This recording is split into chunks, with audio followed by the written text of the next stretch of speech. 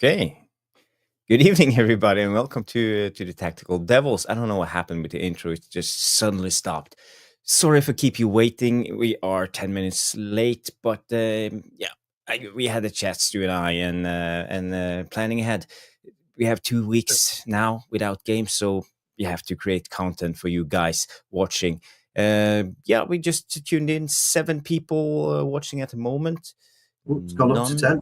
Yeah, well, people are tuning in. So tonight we're going to talk about Bruno, and it's been an insane transformation on Bruno Fernandes. He's gone from a maverick, a guy who's spamming balls into runners like Garnacho, like Rashford, all the time losing the ball, frustrating a lot of people.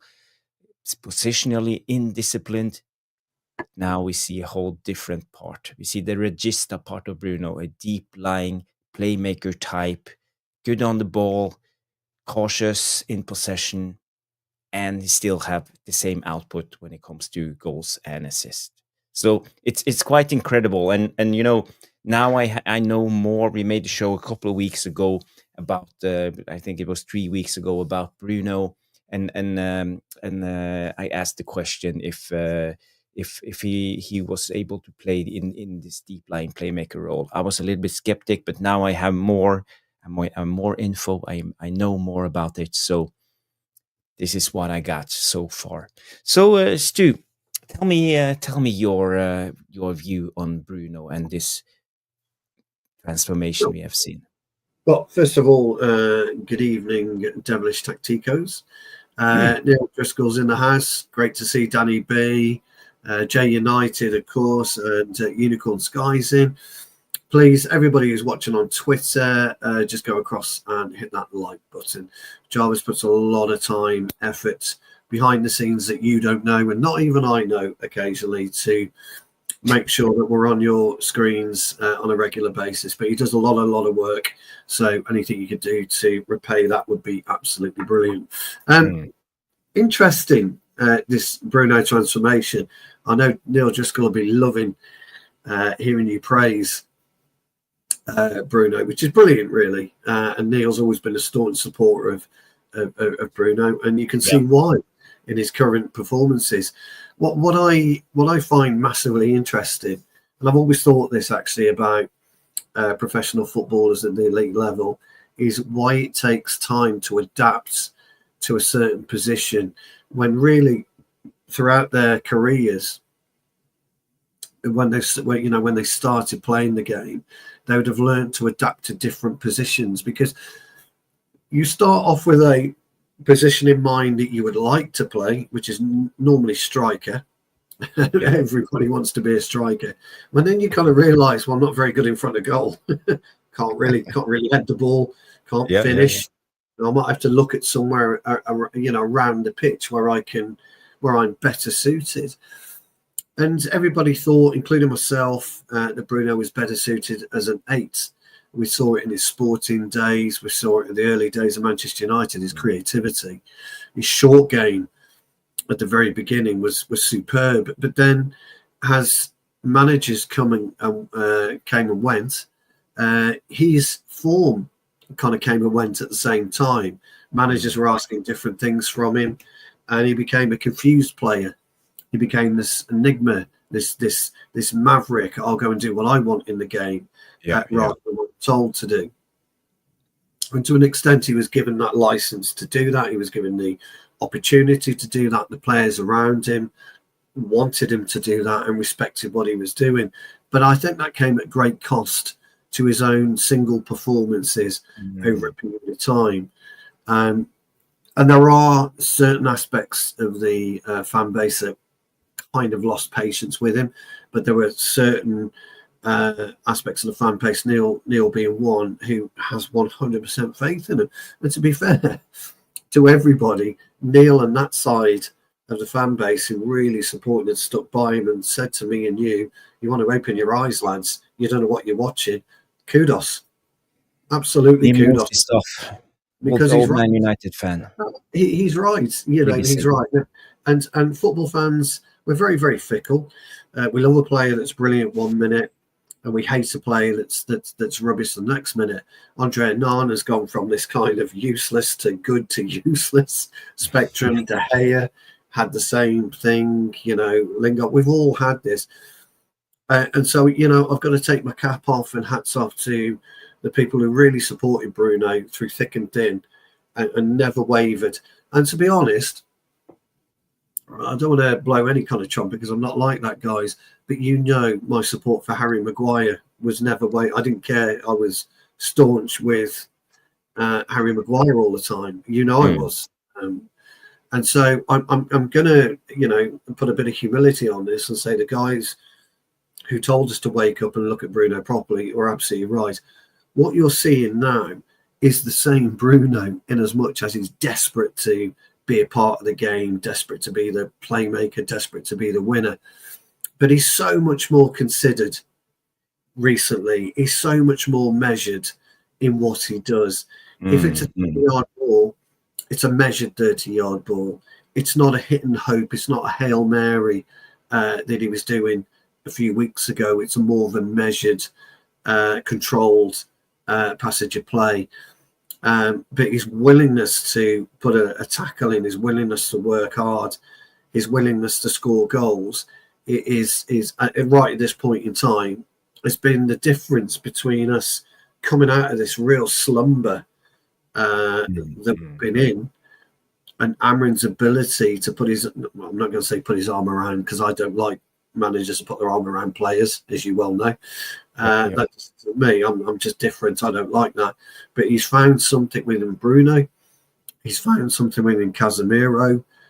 He unearthed Dorgu, which we all liked. He unearthed the best out of Ahmad, and we are seeing players with a real willingness to really want to perform for this manager now, and Bruno is the epitome of that. And it's great to see. Absolutely brilliant. I have heard other channels, Jarvis, go on about assists and things of that nature. Got no issues with assists. I'm not a huge fan of that particular stat, as you well know. For me, it's all about goals. And to be honest, and I've got to be honest with you, Jarvis, do you want to bring Nuradin in first? Yes, we have some guests coming on, after all, it's Monday night, so... Here he is, Nuradin. You're all right, pal. Tired Mr. Nuradin is... We're all tired. We're all tired tonight, aren't we? And what I was going to say is, the thing about assists is, and actually, Nuradin, it's great that Nuradin's in now, because assists come from and goals come from either you play out from the back, you push it into midfield, you push it out to wing, you put a cross in, bang, it's a goal. So this thing about assists for me is never really struck at all. I've never really been into assists. I'm always about the end result. And so what we're seeing now with Bruno is that end result as well. And the goals that he's scoring at the moment have gone back into the special kind of bracket. The goal against Leicester, beautifully struck. His penalties, he's in the right place at the right time. His decision making is a million miles better than what it was 6 weeks ago. So, and Neil's come in, about time we give him Bruno some credit. So, that's my take on it, Jarvis. That's just how I've viewed it. So, there you go. Good to see you, Nuradin. Hope you're well, mate. Guys, I can give you an hour. I'm supposed to be speaking my cousin, but he's coming a bit late, and then I'm like, I've got a spare hour. That's okay. That's good. You can stay as long as you want. Why not join Stu? And great to see you. Great to see you. Have a cup of tea. So pick up the Devilish Tacticos. Devilish Tacticos. Pick up the Devilish Tacticos. Please smash a like on the video and subscribe to the bloody channel if you've not already done it. This channel deserves more subscribers. Thank you. Shows are brilliant. Like I said, sometimes when I'm on a bike ride, I tune in, hearing both of you, your breakdown. Obviously, sometimes I can't see because I'm on a bike, but I'm listening. So big up to you both. Big up the chat. Everybody's on this Bruno hype. I'm here to give the other side of the story. Okay. So before we go into it and have a debate on Bruno, I just want to tell you guys what I've seen with Bruno, because as the show is called, Bruno's Tactical Evolution from Risk Taker to Regista under Amorim. And you know, people have been calling me out a little bit because they think I'm too negative to Bruno. Maybe even some have called me to have an agenda against him. But you know, I don't have an agenda against Bruno. But it comes down to data. The last 2-3 weeks, I've learned more about Bruno and this new role of him in this Amorim system. And I believe now I know more about what Amorim wants, because I was in the belief that Amorim just wanted ball carriers in the midfield to carry the ball. But I see it's much more complicated. It's more about control. It's about intricate short passes and about controlling the tempo. And this is where Bruno comes in as the brilliant player as he is. He's actually controlling the tempo of the game now. When he drops deep, he have stopped hitting the long balls as he used to under Ten Hag.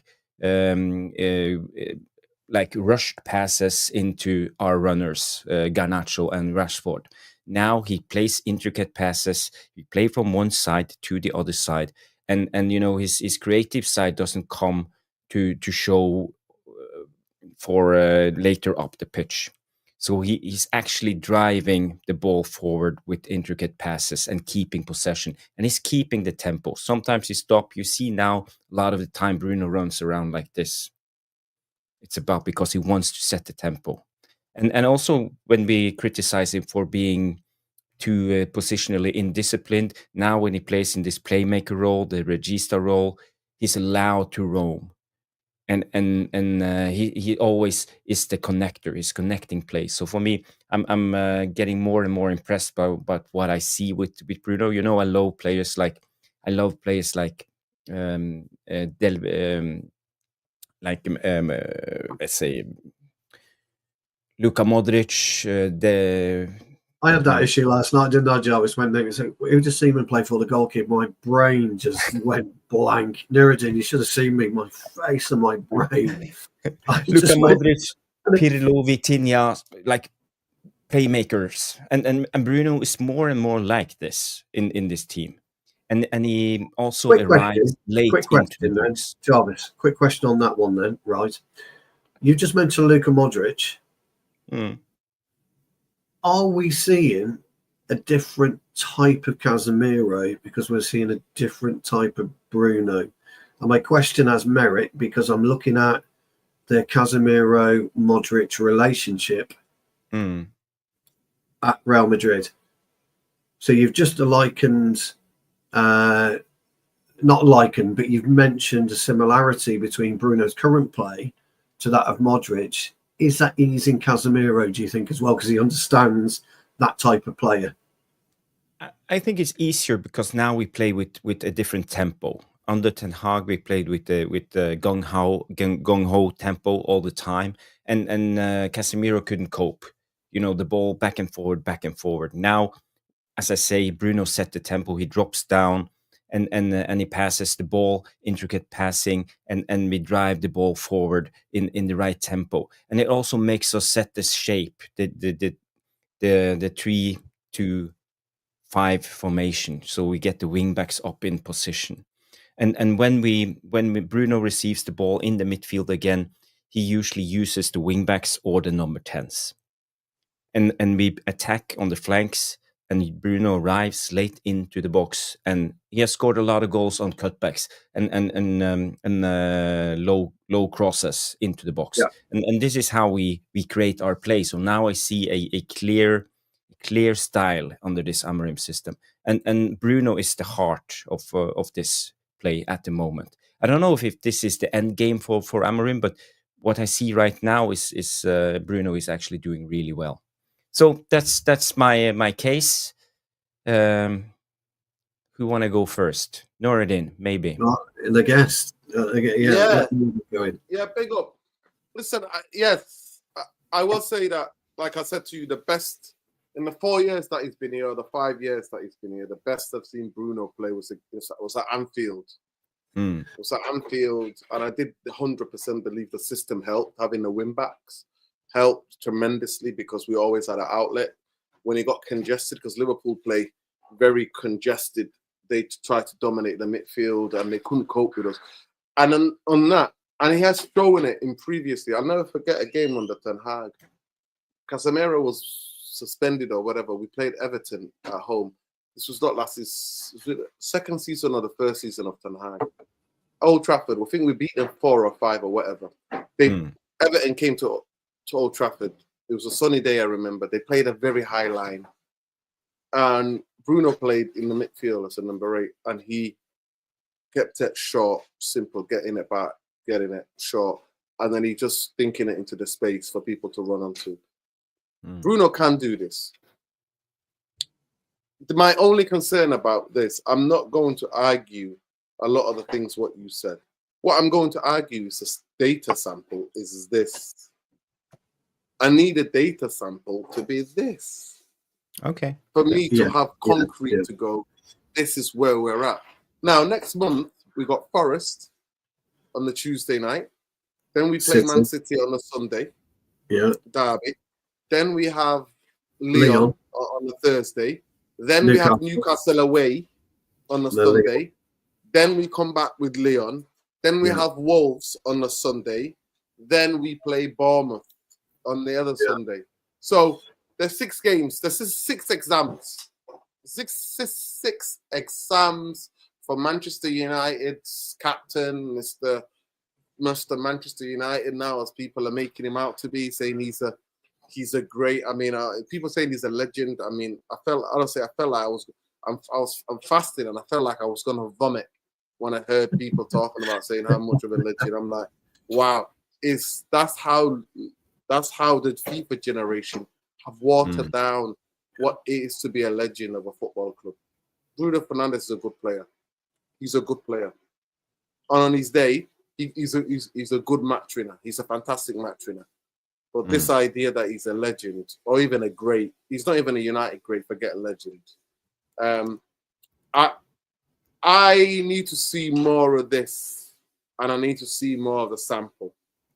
I do think that managers struggle with him. Even Erik ten Hag would struggle with him. That's why he always forced him out left or to the right sometimes.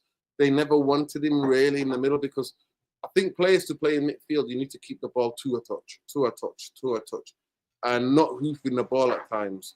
I think that Casemiro, definitely, I agree what Stuart was saying. Casemiro in the last couple of games, the football has suited him because we're playing mid to low block football. So at times we're mid blocking, at times we're low blocking, and everybody's behind the ball. And other times we're going up the pitch. So at the end of the day, I wouldn't try to make it seem like we're back. I know there's a lot of the optimism, and I'm just here to put in a bit of caution to this. That Amorim and the Manchester United players and the team will be tested in the next 6 games. Now, those are 6 cup finals for me, right? In terms of where Manchester United are next season. Forgot where we are this season. It's where we are next season. If the next 6 months, if the next 6 games, Manchester United come through with some sort of level of integrity. To me, when I'm looking at the performance, I'm not just looking at the results. And then we see the player performances matching what we described. Then I would be like, okay, Dogu's no longer banned now. That was it. That was it. Last game, So Dogu should be available.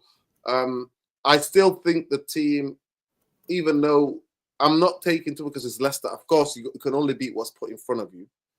But Nottingham Forest will test us. Newcastle will test us. The Leon 2 games will test us.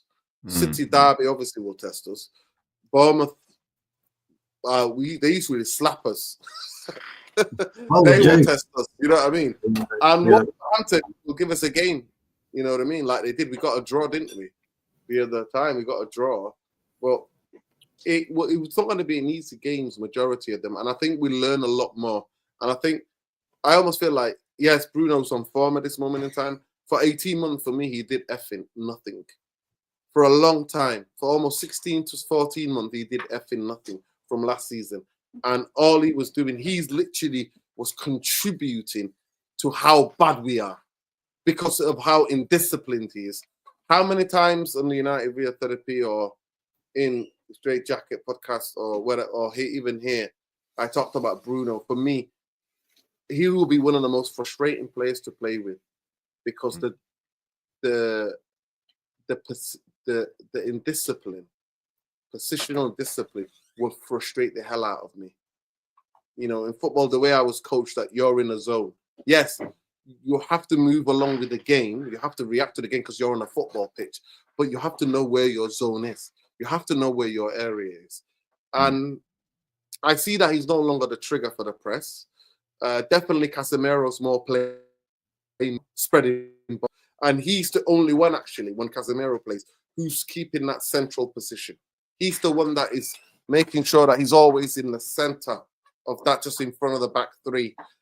But Ugarte and Bruno, both of them, Ugarte is such a high pressing. He goes everywhere, you know, and at times, even yesterday, we looked like better teams will exploit that.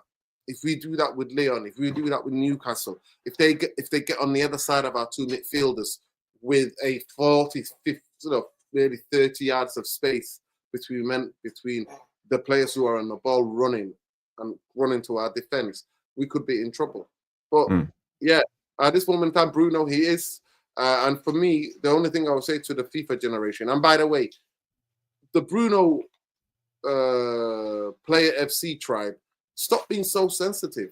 Stop being so sensitive, right? Obviously, he's on form at the moment. He's match winner. He's doing great. And to me, I always say any football player plays for Manchester United. If I criticize your performance, and if I think this is what you are as a player, go out on a match day. They have every opportunity, every match to silence us, right? So I love being silenced. I love being silenced by a player's performance, doing what needs to be done. But the big thing for me is that I think you guys underestimate how much he contributed to the indiscipline in this football club, indiscipline on the football pitch, and the kamikaze nature of Ten Hag's football. And even at times Amorim's football, where he's just playing hoofball. Like I said, the best performance I have ever seen and I will ever see from Bruno Fernandes was at Anfield the way he ran that game. He controlled that game. That game, I was so blown away by it. I was just unbelievably blown away by it because he could hold the ball. He held the ball when he needed to be. He released it when he needed to be. You know, to play one pass to Ugarte and then get it back and then put it out to the wing back and then get it, to lower the tempo down and play it back to Unana. Like he did it, hit somebody, Garnacho or Ahmad.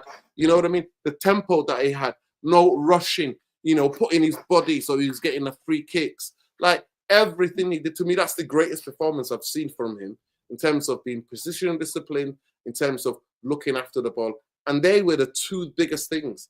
And in terms of player profile, I would hate to play a player like him. Now, is he capable of magic? Yes. We saw the free kick. Yeah. We saw, composure to have to put penalties in. You got to ask Mbappe. They can't put penalties in. It's not easy. Penalties are not easy. Go and ask Vinny Jr. Go and ask Mbappe. They miss. You know what I mean? So it's not easy to take two penalties in a game, in a knockout game, and put them both in. So, yes, I take that all into consideration. You see on form at the moment, may it continue. May it continue to the rest of his career. May this form continue. May the rest of till he puts his boots up. May it continue for him. Because that would be Manchester United are doing well. So that's my 2 pence. And the other final thing, the last final thing point, is that please do not start repeating stats to people like me, because there are a lot more to football than there are stats.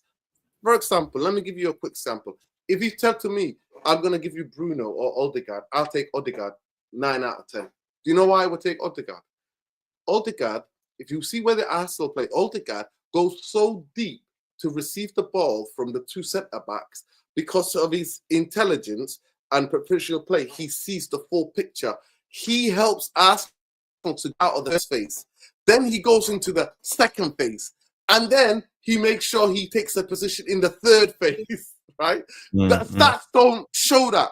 But only if you play football or you watch football for a long time, you understand a player that's involved in every stage of phase, because he's got the left-footed way, he's got the technical ability, he's got the jig and the balance to dance around a couple of people, hit the ball, go and make the run. And he works hard at opposition, Odegaard. Yes, does he have the level of assists and goals as Bruno? No. But there are a lot more in football matches than just G and an assist. There is a lot more for me. A lot more. And Odegaard would have a lot more assists if they had people who could put the ball at the back of the net at Arsenal. He would have significantly more. That's my 2 pence. Yeah. You made a good case. Not everybody agrees with you. Neil Driscoll has a question here. So comes in and say, so why do you not have go at other players, just Bruno? But I don't think that's entirely true. I think we're quite wide spot on who we criticise. Big up Neil. I have a go at Bruno because I know that he's capable of better. I have a go at him because he's capable of better. I don't expect anything spectacular from Diego Dalot. I don't even have a go at Maguire unless he's doing craziness. I don't too much go in on Rasmus unless because he's a young player and he needs developmental style, he needs confidence. I don't. He's the guy who is the captain and he's the one who's got the quality. And he's the one, Neil O'Driscoll. More importantly, the team and every coach that comes to Manchester United wants to play through. And that is the biggest thing, my resentment of Bruno is that every coach comes here and wants to play through him. Onana, I've already said about Onana. I've said it. I told everybody in the fan base before he even kicked the ball for Man United. I told everyone, he's not that guy. And he was never that guy. The majority of United fans thought it was too much. That's quite interesting because I don't like a manager that plays for a single player anyway. And I've always been. I'm on record as saying, and I know you on stats as well. But I'm on record as saying that you can't run the ball. You can't do anything with getting players into the top end unless you pass the football. You have to pass the football, and you never just give it to one player and then one player makes it happen. You talked about Odegaard coming deep. You look back in the 70s in Robson's earlier West Brom career. If you looked at the way that he played, I mean, I know you know that Nuradin anyway, but he'd always take the ball from deep, work alongside Moses at the time, and escalate his way forward. And that's what happens with football. And I think it's a bit of a myth, really, that one or two players specifically can dig you out of a hole. It isn't always that. What they do, they generate more enthusiasm in a game. Now, I'd imagine, no, I've never played with you, but I know that Bobby says you're very vocal as a player. So, and I'm not even talking about demanding, you're just vocal. And players need that. They need that vocality around them. They need someone to say, look, Stu, drop it left, mate. Make 5 yards. Drop it into feet, because if you push it over me, I'm not going to get there. We don't see that kind of communication. We haven't seen that communication for a long, long time. And we're just talking basic football then, and we're not talking anything big. And so what I like to see when we're playing, I like to see a collective rather than the singular or maybe a twin element. I want to see a collective element.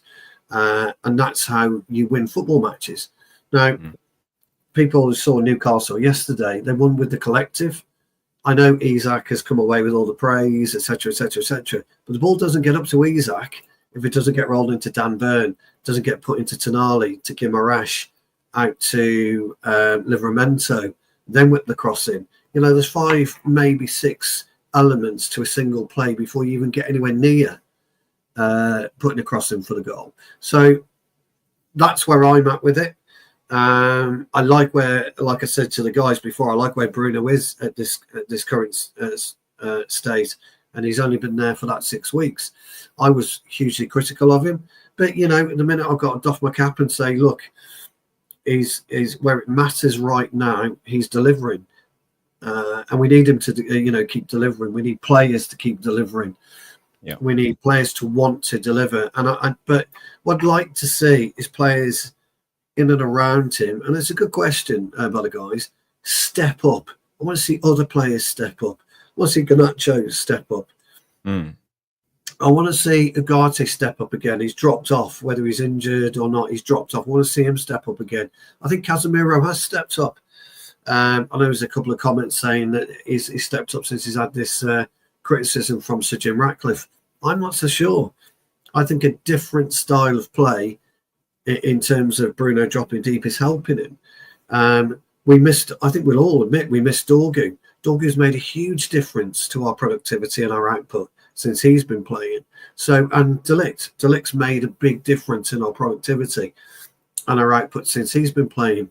There's this knock-on effect that some players have that really is. And Nuradin will get this, and Jarvis will get this. When you need to dig into a game and you've got a trust issue, maybe one or two players around you, you knock it into somebody like Nuradin because you know he's going to hold it. And then he's going to pop it out to Jarvis because Jarvis is always free.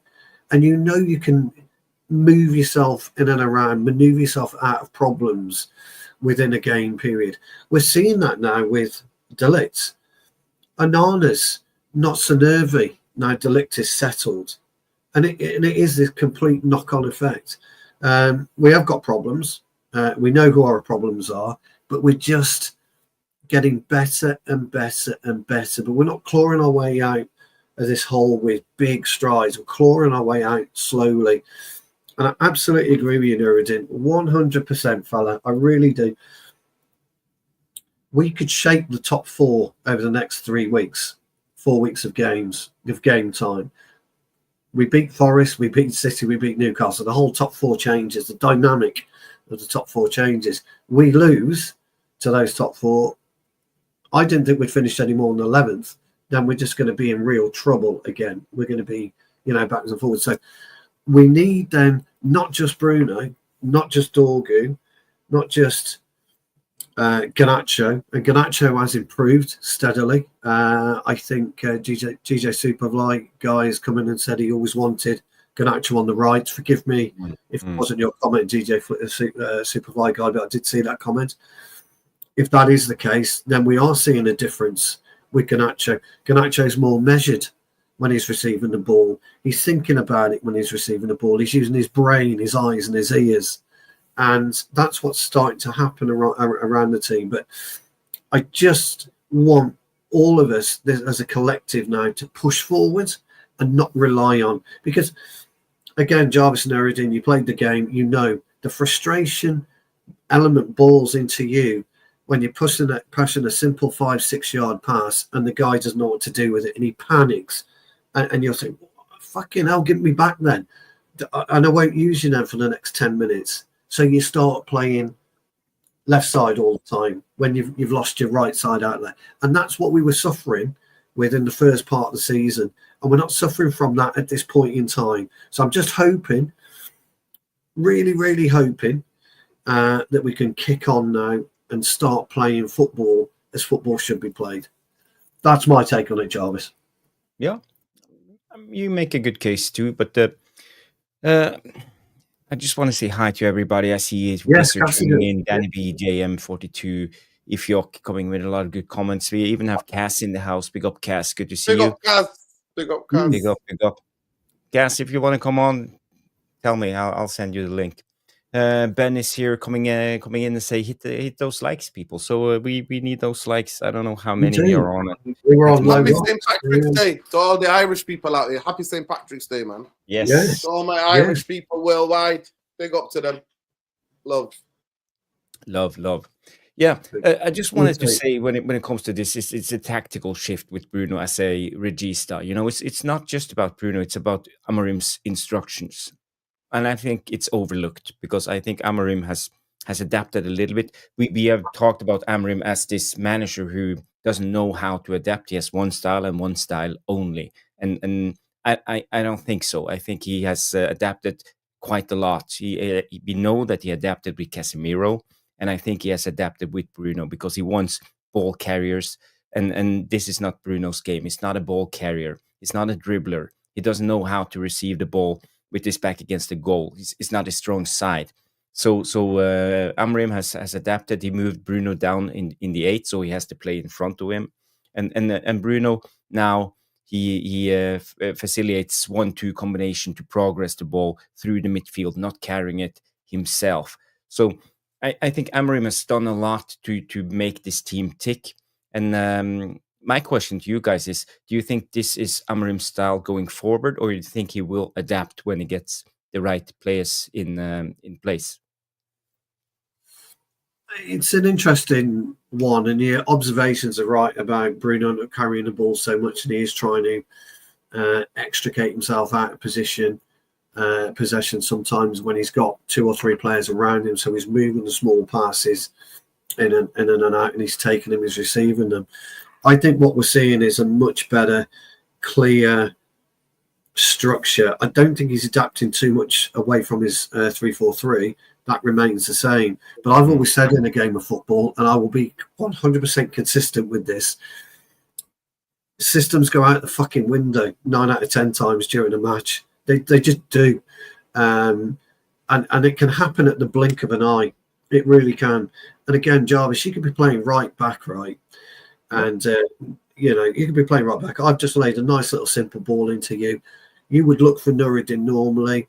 Nuradin might try and pop it back to a deep lying midfielder, and we go across to the left. Very, very simple, basic football. But what if Nuradin can't take it? Then you've got to make a decision. Now, you're told, you're wired in from a Thursday's pre-match conversation about what you should and shouldn't do.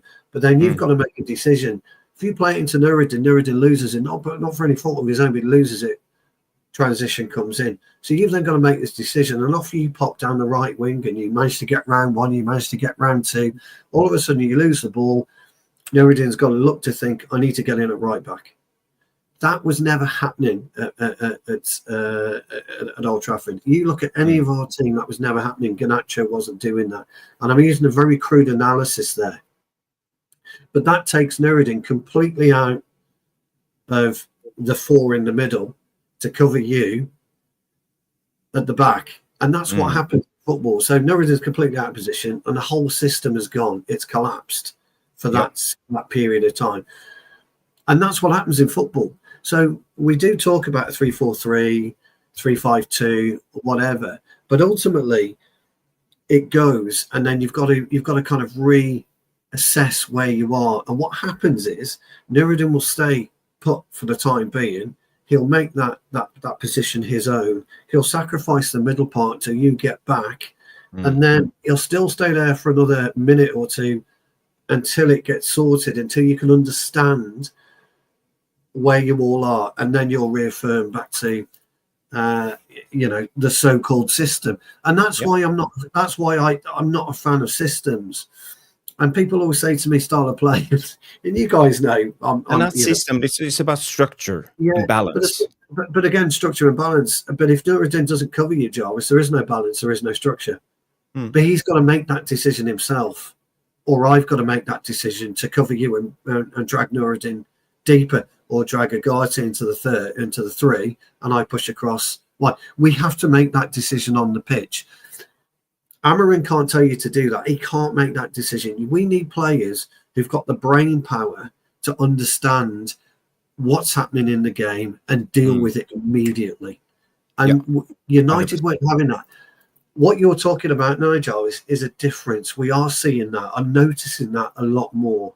Yeah. I'm noticing Garnacho make his run at the right time rather than the wrong time. We can all understand and appreciate Højlund's work ethic from yesterday and his ability, only slightly, because let's not get carried away here. Let's see if he does it at Forest. He made the runs, didn't he? He got in the positions we 3 have been begging him to be in, getting those positions. He made those. So that to me is where football's all about, and that's why I love the game more than anything, Jarvis and everything. That's what I like the most. You get the ball, you see something, you deliver, and your gaffer might have a pop at you at half time, or you might have a go at me, Stu. What the fuck are you doing 5 yards out of position, you idiot? Don't lose it, that type of thing, because I've got to go rushing back if you do, and I'm knackered. All stuff like that is a real key to the enjoyment of the game, and that's what I like the most, pal. That really, really what I like the most. Mm-hmm. Yeah. It's a really good wizard there with a really good thing. Tactics, they do set you up for the future long term of the game. But we're talking about utilising and adapting to issues that you weren't considering prior to the match because something slight this happened. Yeah. I think you're right. Stu, before we move on, I just want to... Sorry, yes. Yeah. Say again? Sorry, pal. I was wondering, is Cass coming in? Did he say he wanted I sent him the link, so he might come on. I don't know. I haven't checked my X. I just sent him on X. So let's do in the spirit of the tactical devils and play some clips of Bruno. So we know more and more now. When we play, we like to play out wide. Bruno sets up and plays the wingers, or let's call it wing backs, or Garnacho. He also go in because the wing back in words on one side, on the right side. So as again, we see them adapt. Oh, Cass is in the building. Let's just remove this and say hi before we move on. Cass, Big up, Cass. What's going on? Big up. What you saying? What you guys saying, man? I'm good, man. Yeah. Now we are talking about Bruno now, and now he has adapted his role under Amorim. I don't know if you've seen this and heard Nuradin's case and Stu's case and my case in this. My case is he's still shit. Neil's gonna love you. So you don't see this tactical transformation under Amorim, deep lying playmaker now. I can big him up. To be fair, he's not crap. Obviously, he's a good player, but for the elite standard that I want it at, he's not it. Like Hoyle and like many others, there will be in the next couple of years he'll be gone, in my opinion, or he'll just be suffering on the bench. I couldn't care less. But for what it is now, I think Amorim, if you look at positions since it's called tactical, what's this called again? Tactical devils. Yep. We're technically playing a back four. Has anyone noticed that? You'll see how high the left wing back is, and you'll see how far back the right wing back is, and that's the difference. So it technically is a back four. You'll notice all these little bits and bobs. And Garnacho on the right hand side thumbs down his IQ level so he can understand the game a little bit more. So he just knows all I've got to do is get into the box and cross, if not shoot, not cut inside. Who's cutting back? Where do I have to be? All of that stuff. I think he's found a little bit of balance at the very least. I think the revisionism of Casemiro is probably the best pieces I've seen in recent months or whatever. Because, oh my God, why? It's like this guy's on lag mode. It's like, why is it taking you about 2-3 months to figure that one out? Oh, don't leave Casemiro by himself. Oh, maybe he should be a little bit deeper. Maybe he should be in a position he's at. I like the way he's using him at the moment. I'm not gassed over Leicester. It's Leicester. Everyone beats Leicester. But you can't deny there's been a little adjustment, in my opinion, in the last few games or so. Actually, funny enough, in the last 10 games, I think we've only lost one game, and that was against Spurs, if I'm correct. Yeah. But it's still not the be and end all, in it, because we still can't get back-to-back wins in the Premier League. And next we've got Forest, then we've got Man City, and then we've got Newcastle. So it's like we can go back to reset factory mode just like that if people do their jobs. But the best thing is we got injuries coming back or suspensions at the least. Yes, you're mentioning this. We will come to this a little bit later in the show because I want to do a part and we can pick United's best 11 injury free. So that will be exciting. Ramadan Kareem, bro. Ramadan Mubarak. I'd like to mention. Sorry, I'm just eating. It's okay. It's Ramadan, people, so we're eating, drinking, everything. Yeah. Everything. Yeah. We're doing a great thing for Patrick. People don't know who Patrick is. He's a City fan over in Ireland. Tomorrow we'll be doing a charity stream from 12 p.m. onwards with all your favorite content creators. LB, Lee, Gunnar, Saeed, Potts, Saba, I think Kopish, all of that. So we can raise enough money. He's nearly on 15K for what he wants, but if we can get beyond that, like he can actually go to even better services over in Japan. Stuff, he's got bone cancer, stage 4. So, okay. Yeah, man. Patrick. You might not have seen him. You might see his face. Yeah, it's on my can you Twitter. send us the Yeah, can you send us the thing then? Send it around, tag us in it, so we'll shout out to everybody to go on. Yeah. I'll send it to Jarvis's thing. Yeah. Nice. Thank you. Yeah. Thank you. Yeah. It's a tough deal. Bone cancer. Bone cancer is not a good thing. So Cancer's a I tough deal. hope we can help him out and raise money. That will be great. So yeah. Cass, you mentioned the back four. Yesterday's game, we saw this. As you see here, we sit in the back five, and Dallo moves out of the back four, and you see basically we have a back four straight line, and you see here Heaven operates as a left back. So if you see the rest of this clip, you see Heaven moves out in this position and blocks the cross as a left back usually do. He's really good, you know. Yeah. He's no. Honestly, I don't want to get too giddy because I know players can, when they come in, that when they're raw, they look good. But he generally looks. He's everything we thought Euro was going to be. On the left-hand side. Yes. Yeah, But I think Euro has been great. I think he's adapted a little bit better. Yeah. Yeah, he was quite clever there, Heaven. I mean, he didn't rush into it. He didn't go sprinting at 200 miles an hour to close the fullback. He just jogged into position. Yeah, very cute. There's more than that as well. If you notice, there was some attacks coming down the left-hand side, and he would adjust to see who's at the back of him, so he knows where to be and stuff. They did it yesterday. Finally, on Match of the Day, they thought, you know what, let's go like deep dive into. I thought, you know, when your team wins, I don't mind Match of the Day. When your team loses, not watching it. But yeah, it was mentioning him quite a lot. About like just his positioning and his awareness, at least, which is key for someone that's, if you're going to be a good player or you're not going to be a good player, right? Yeah, and that's what he doesn't. I don't like to gas up young players. I don't like to, because you know what our fan base is like. I said Kobe Bryant is the best player in the world, so yeah, my bad. Yeah, it's what they do to these youngsters. But yeah, for £1 million for a kid who's not, you know, his reading of the game is super impressive, and his composure, and that is hard to coach. Composure is hard to coach. Only comes through experience. Yeah, you can't coach composure. His stance is brilliant. If you ever watch him, he stands pretty much square on all the time. So he relies his peripherals to not. He doesn't have to, you know, move his head so much. He can use his eyes because the way that he stands, his positional play is great. And then when the ball's coming on his side, he'll just twist slightly to the left, so he's or the right, whichever way he is.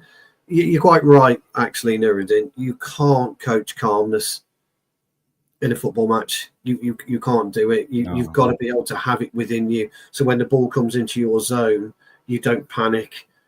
Yeah, players develop that over years through experience, but young players having composure and being calm is a lot. It takes a lot. Yeah. I really like Sociedad's performance with him, but not just him. I look at combinations with players. Sorry, every time I eat, I'm going to cover like this, so apologies. I really like the combination between him, Bruno, and Dorgu. Yes. Now, I remember there was an ex-relationship, and I know I'm not comparing it to them, but just to give someone, we ain't had a relationship between three players in so long. And when I mean that, I mean last time I saw it, it was Ashley Young, Fellaini, and one matter. And the left hand, does anyone remember that left-hand side getting us all the goals that we needed? Tottenham 3-0, I was at that game. Yeah. By the way, actually, Nuradin won't remember this. He was at that game. He sat just a row in front of me. He can't miss the biggest guy in the stand. But anyways, you would remember that. But yeah, big up, it's all about relationships on the field for me, and I think that's him and Dorgu seem to have a decent understanding. Where you might see, I don't know, Euro and Dalot, and it don't look quite right. You know what I mean? It just looks like So that's because Dalot. I mean, Dalot has no relationship with nobody. Dalot's got only relationship with himself. He's flat. Dalot is. He doesn't know where to be. We noticed yesterday, didn't we, Jarvis, when Heaven had the ball, instead of being able to go longer or actually run 5 to 10 yards with the football, Dalot was creeping into his space. So he had to go short into Dalot, and then you've got problems then because Leicester always press quite high. Now, when Dorgu plays, he's a little bit further down pitch, so it enables Dorgy to operate in a more central space. Although he's tugged to the right hand line, touch line, or the left hand touch line as Heaven looks, but it gives Heaven a lot more space to be able to work. So that's Dallow's problem. Dallow's too square. He stands too square all the time. Yeah. He doesn't stand to the side. He won't take the ball in his stride. He takes it. So his he's got touch is horrendous. Yeah, it's always 2-3 yards. It's like he's being on the Epstein Island or something with that touch. It's crazy. I think, you know who I really like recently, and I said it because I can't say it because I'm on NDA. Yeah, I mean, I was having a good conversation about De Ligt. Oh, and yes. just like, this is why when people say that you can't play the centre, I'm like, yeah, wait. I know that's why I never got onto him. And now you're seeing him pinging his the ball from right or left or down the middle. He's confident enough to do it now. Now, no one's talking about him keep passing backwards. The only person that keeps giving the ball away when we keep passing to him is flipping Onana and his long ball when someone's on the right-hand side. Why are you not giving it to him? He loves it. To be fair, yesterday he was ill. He didn't have to do much. Whatever. You done your thing. You got to save. You done your job. But I hate when he kicks it long. For me, please stop kicking the ball long when it's unnecessary. Because Hoyland ain't going to get it. He got it once and he got fouled. And then the other time... playing goalkeeper, they said. My Edison is. I was under that. No, to be fair, I was under that impression too. But for me, De Ligt. This is why I never want to see Harry Maguire ever again. I hate when this guy plays football. I can't stand anyone under pressure can ping a ball from left to right. I don't care what anyone tells me. Anyone can make that long pass. But the difference is the way it lands. For me, I think he's got it in his locker. But we play 10 yards deeper with Maguire. Look when Lindelof's crap. Yeah, don't get me wrong. He shouldn't even be at this club. He's not it. He never has been it. He's had a couple purple patches. But even when he plays, we play higher up. He's more comfortable on the ball. He defends okay. And luckily, Heaven bailed him out yesterday before he got injured. So, yeah. We've got a couple of clips, haven't we, from Jarvis from yesterday, haven't we? Playing out from the back. Yeah, we do.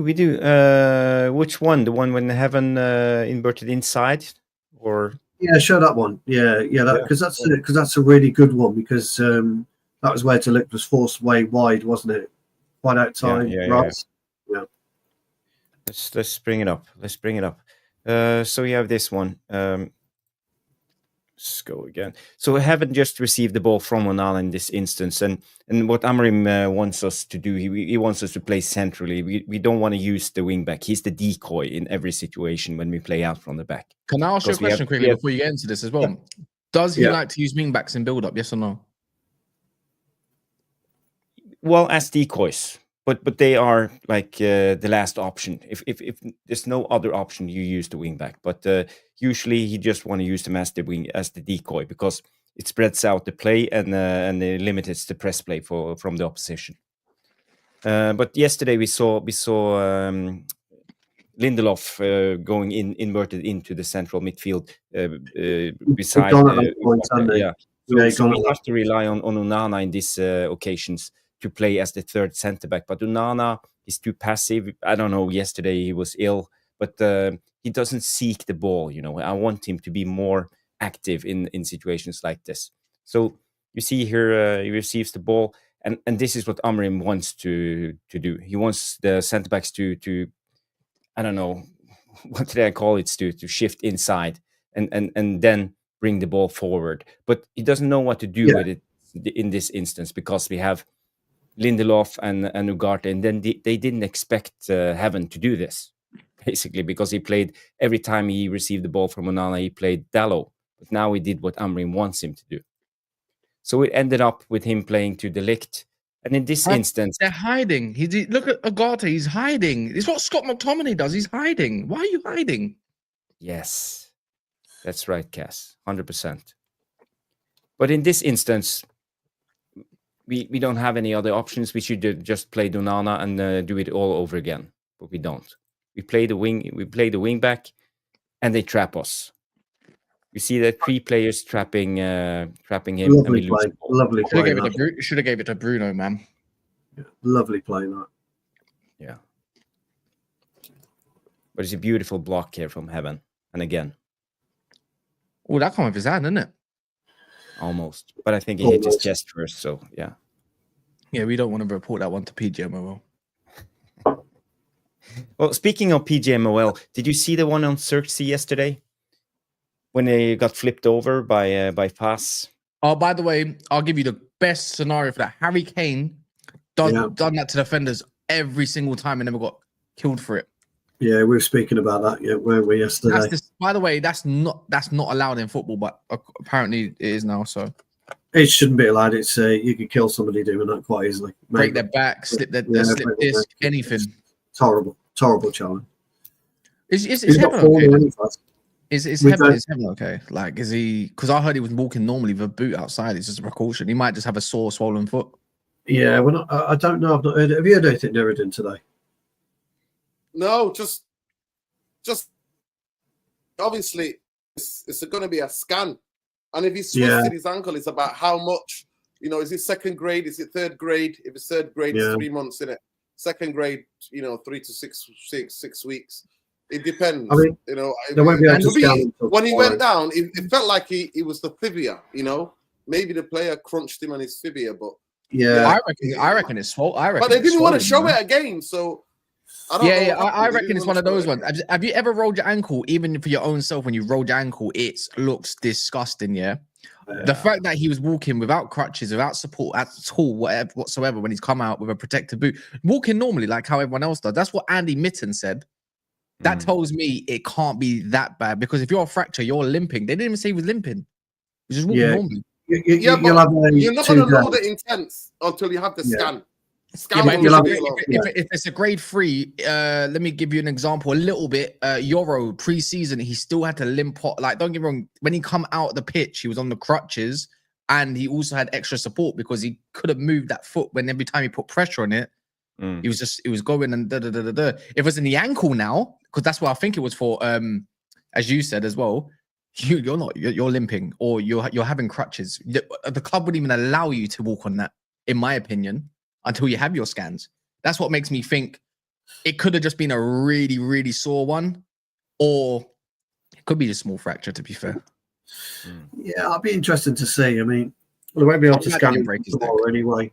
It's always 2 days after, because you've got to let the swelling go down before they can scan somebody. So I'll be interested to see. But as sometimes the most innocuous challenge will put you out for months. It's just nuts. We're not allowed nice things, don't you think? We're not allowed nice things. When things get going for us, just a little bit. Just a little bit. Not saying it's the best thing, because we're still suffering, don't get me wrong. But it's like, we can't have nice things. We have a left-footed centre-back that looks comfortable, getting minutes. He's the injury. Manu, Kobe Manu, same thing. Injury. Euro, come straight in. Probably has a couple decent pre-injury. It's the same repetitive thing with us over and over again. We're not allowed it. Why can't all the rubbish players get injured instead? Like, do you get what I mean? Like, don't get me wrong. Like, Maguire, just get injured. Like, you take that injury, please. You've been in the game long enough. Let these lot play. This is just, it's unfair. It's actually unfair. Yeah, well, I did read somewhere that our fantastic Arsenal doctor's resigned, hasn't he? So apparently, though, his job was to actually just come. So his job all along, and this could be just crap, by the way.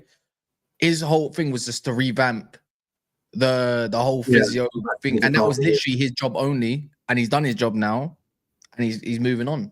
That's what apparently he is. Apparently, he's actually retiring soon. So there you go. Fair enough. Good. Jamie Wayne's suggesting that a City verdict is imminent. There's a bit hush-hush. We got told that it's coming out this international break.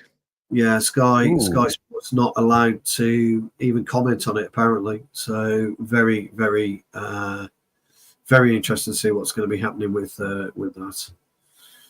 Yeah, thanks, Jamie, for that info. We can do a little round on the City verdict. So what do you expect? I will go to Nuradin first. What's that? Sorry, Jarvis. On the City verdict that's supposedly is coming out now in the international break. What could you expect? Are they allowed to appeal this process? Yes. Well, then they're going to appeal. Whatever it is, they're going to appeal, and the lawyers are going to get involved. And the sport. Oh no, this is a verdict. No, this is an actual verdict now, isn't it? This is a verdict. This is the last verdict. Yeah, this is the actual verdict. Sure. So they can't. No? So they can't appeal. If they Yeah, can't you can appeal, appeal. then it's got to be damning. Yeah, you can appeal. Yeah, you've got to have They a can right to appeal, appeal. You have to have a right to appeal. Okay, if they're on it, then it's a long road. But Jamie says they don't can't have no appeal right. this. I can't Okay. imagine in anywhere that they can't appeal. There has to be a right for appeal. I thought they were repealing all the Yeah. time anyways. This is why it's got to this now, no? No, this is Yeah. a verdict on the 115 charges. But if they get proven guilty, they can still appeal. They can still appeal it. Surely, they've got to be able to appeal it. Surely. I don't think nothing's gonna happen. I'm gonna be honest. I think they're gonna get away with it. Like whichever way it is, I just don't. Do I believe they're guilty? I don't even. You know what? I don't even think that I believe they're guilty. I just reckon Premier League so far behind. Like they're just trying to blame all their nonsense on a club, and the easiest one to do it to is probably Man City. I'll be honest. I just don't think they're guilty. I think all Premier League clubs are guilty of something, and Man City's probably got dirt on everyone. Like most clubs have got dirt on each other, and that's where it's going to be. And they're going to be like, "No, squash it, dead it. We don't want that." Because Premier League goes down, finished. I personally think they're guilty. I disagree with what Cass is saying. I think they're guilty because why were they giving Mancini to coach like 10 days or a week, and then he was getting extra $1.5 million? Why were they inflating? I remember when it came out and said Man City made 700 million or something like that. And I'm like, on how? And they were like, oh, some of the money's from the sponsorship. So even that, you cannot kind of like, the word I'm looking for, inflate. You cannot inflate the amount of money that you're getting and the amount of fan base you have globally and the amount of interaction and the amount of people who are buying. Man City are guilty. At the end of the day, they didn't have to just cheat when they had the £1 billion put in them. They cheated. They did financial doping. They did a lot. And then you see, even with the referee, they took the top referee in this country out to Dubai, gave him 20 grand for some charity match, whatever. And now he doesn't even like giving a decision against them. If you looked at his Oliver, if you looked at his, it's clear. It's bad because they gave him money. At the end of the day, people who give you money, you're going to find it very difficult to go against certain people. So at the end of the day, I think City are guilty. If it's no appeal for this, then I think if they don't relegate them, I don't believe you can take the titles off the players, because I think the players and the coach did sweat and blood and tears, you know what I mean, on the football pitch, right? But I think them being relegated for cheating, being able to doctor all of the money and to do what they're doing, to have the players to spend money how they spent, I don't think that's just good. That's good for the Premier League, and they have to be made an example out of. Like Manchester United were always made an example of.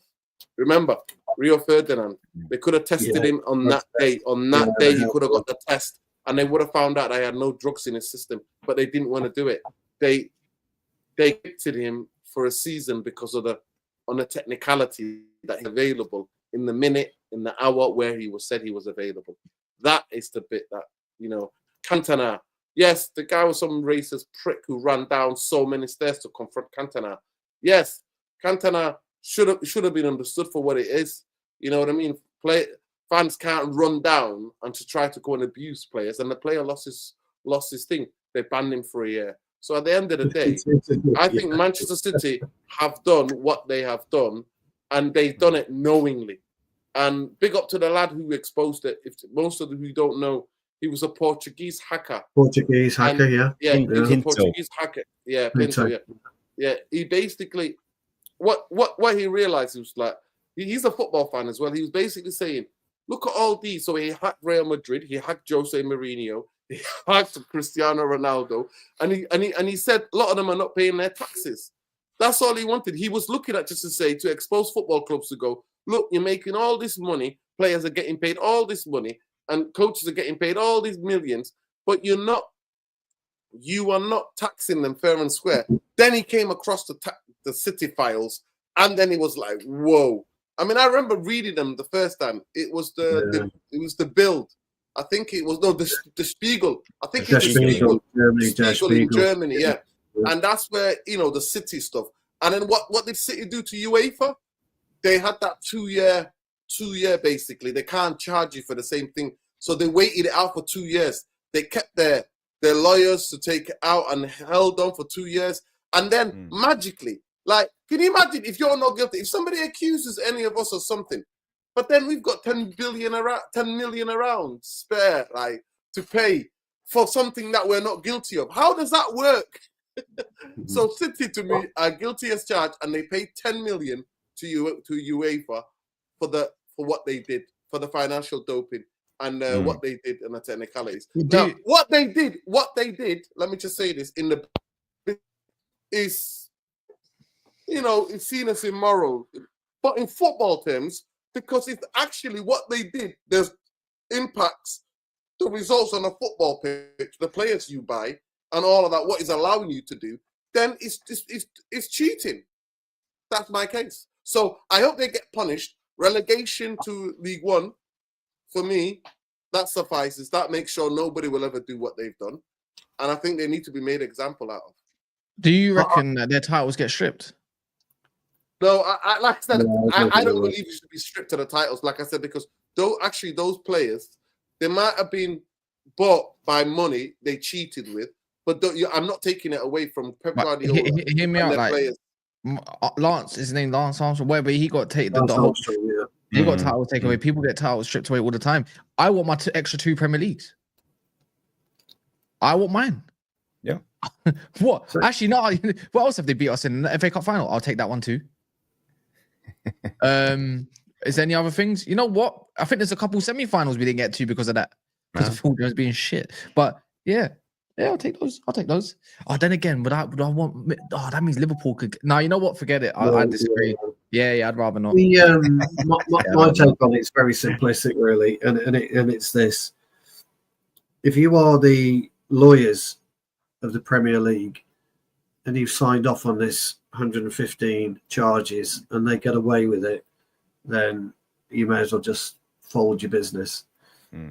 Can't charge somebody with 115 counts of whatever and not have anything to stick. It's fucking impossible. To be fair, have you seen about 100 of those charges? They're all bollocks. They're like, oh, your grass is a lot of them are small, but in there, there's 10 to 20 real. But how does that affect us, though? Again, same way. Omar Barada is apparently in some of these emails. Apparently so. We don't know. Because why would he have made that jump all of a sudden? Well, to us, we may just have to take that on the chin, mightn't we? Looks like someone might be getting sacked.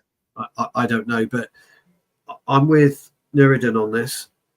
It doesn't matter if it's City or Newcastle or Liverpool.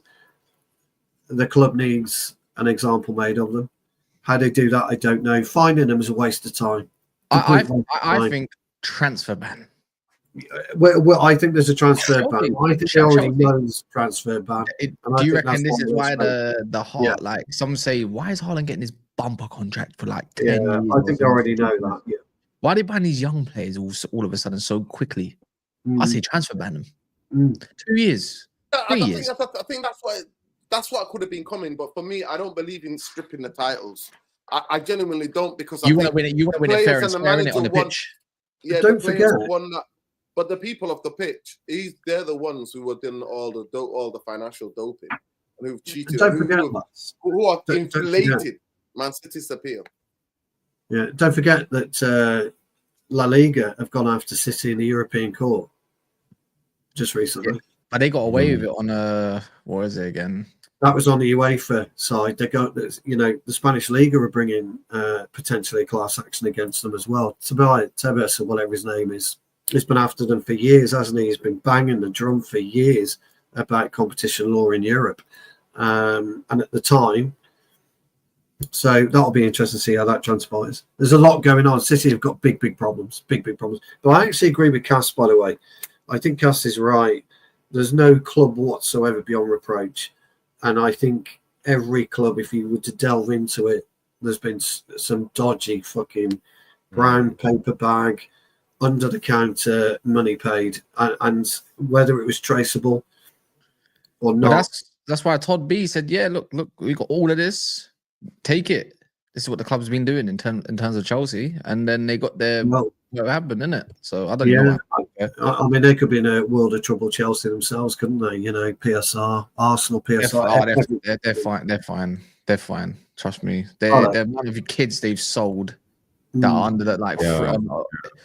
They're so fine, man. Their academy's just outright. This is what I want our academy to be like as well.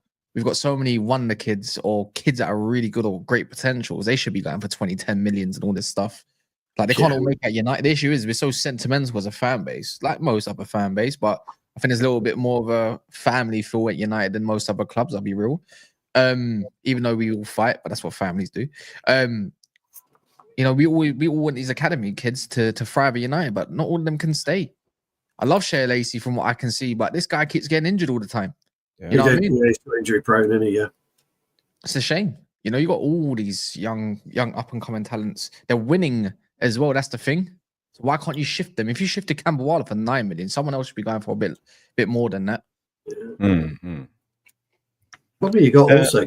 There's probably you got also cast, by the way. Is Shea Lacey's on something like $5,000 a week? What's he? 16, 17? He's a youngster, isn't he?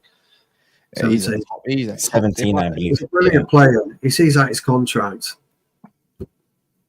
I like that Ibrahimov. He's the one I look at thinking you've got the biggest future going, maybe potentially, anyways, out of that whole young lineup. You could say he's different.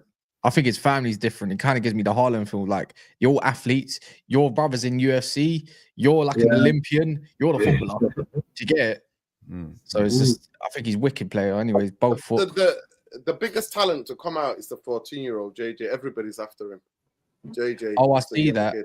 We're trying to tie him down, innit? I see Arsenal trying to get him. Nike just signed him to one of the biggest deals. Biggest deals, For a 14-year-old in world football. Is he running down They've done more Nike than they did for Lamine Yamal.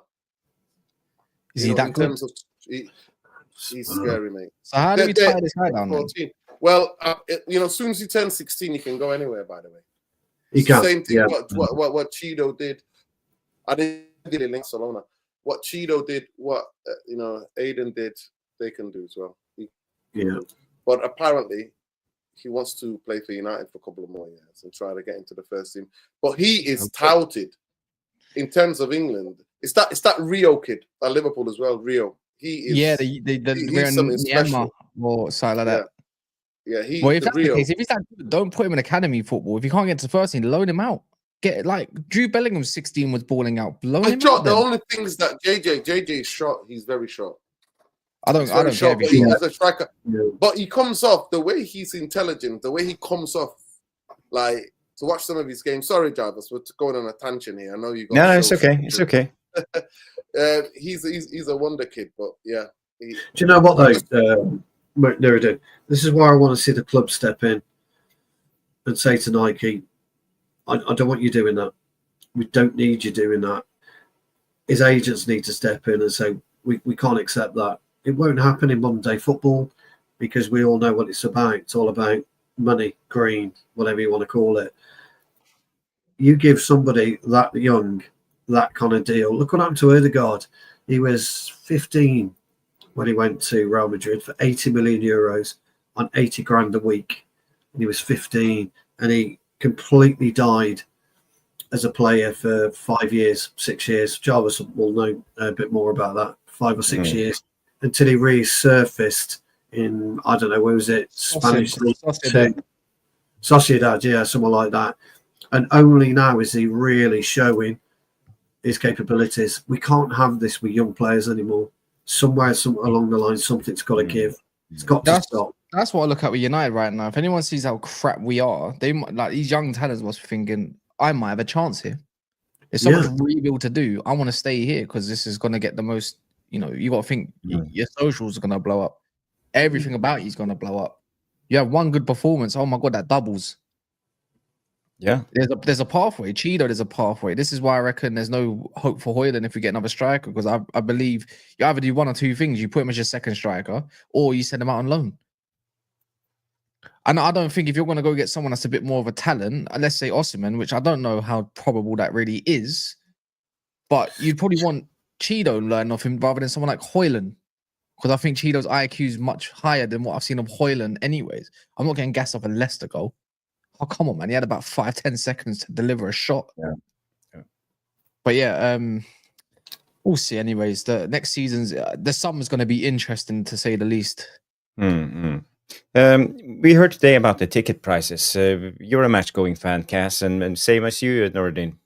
Are you surprised? 5% increase? Not really. No, he know that PR stuff, and in it that they chose to announce it today after we won a game yesterday. So they've been waiting. Decided this for a while, and he let it slip in that interview with Gary Neville, Jim the Muppet Glazer. He let it slip, didn't he? And he was like, "Yeah, not much, but let's just say 20%. That's what it is. It's 20% on ticket." And now they're also going after the pensioners as well. And they said they're going to freeze the under 16s, season tickets only. A lot of under 16s, because they've got all other things. Not all of them have season tickets. A lot of them are members and they go on a match when they can go. But they're still priced out at 66 quid. It's a disgrace. People saying, "Oh, it's £2 to every ticket," but things add up. We've already got a majority working class people in this country. Carson Stew would tell you, Jarvis, but the cost of living crisis is high in the UK. We are the 54th state, whether we like it or not. Everything's gone up. So imagine you're a mother and father, and you've got 4 children. 3 of them support United. You know what I mean? And you're buying maybe, you're on 30 grand a year wage, and you're to say your partner's on the similar, you know what I mean? And then you've got to put the food, you've got to buy the uniform, you've got to do all of those things. People don't understand, and then you got 4 or 5 mouths to feed. Like, are you taking the piss? Like, extra 2 quid something means a lot to the shopping cart. You know what I mean? Like, you buying that extra helps families for the shopping, for the weekly shopping. So at the end of the day, the way they announced it and the way they couched it, and the way most absolute shameless, absolute cowards, absolute bootlickers are saying our pressure made them sure that they didn't get it up. No, they last year, and they're upping it this year, and people are saying to me, it's with the rate of inflation. It's got nothing to do with flipping rate of inflation. Liverpool have already paused theirs. They freezed it because they understand the cost of living in this working class people is hurting them. And these are the mistakes that Ratcliffe and his incompetent Ineos and that Muppet, Omar Barada, or Omar Potato Head, right, comes out and says, "Oh, we have to do it. We think for your support, but unfortunately we have to do it." And then you try to understand how much that's going to raise. 2 million. Are you taking the mick? I saw it was something different in it. I thought it was overall 15 million, or is that in a year? From what they've done, the 5% comes to about 2 points, nearly 3 million. You pay Casemiro more, you pay a lot of the players. Yeah, but they're gonna go anyways. So I don't. Casemiro ain't going nowhere. Casemiro, unless you buy him out. Casemiro, unless you buy him out of his contract, he's not going anywhere. He's come out and said it already. My kids are enjoying school here. We're settled here. So at the end of the day, for me, it just shows that there are sheep and then there are bootlickers. Now the sheep just do what the propaganda they fall for it. The sheep are the soldiers of Ineos and the Glazers who work for the Glazers. To me, that's what the sheep are. And people go, "Oh, I don't agree. You can't insult people." No, they are sheep. So they're already coming to me. These are the incompetent. This is due to their mistakes. The fans have not made the mistakes. The fans didn't spend $1 billion. The fans are not got this football club into a debt. The fans are not the ones who are paying 40 million a year. That's not the fans. It's you. So at the end of the day, for me, it's a slip and slide. And that's why I can't even get excited about the new stadium. You've not seen me do a video about the new stadium. Because if I had to do it, I would do it from the fact that working class people are going to get priced out. Working class people like me and Stuart and Cass are not going to be able to go.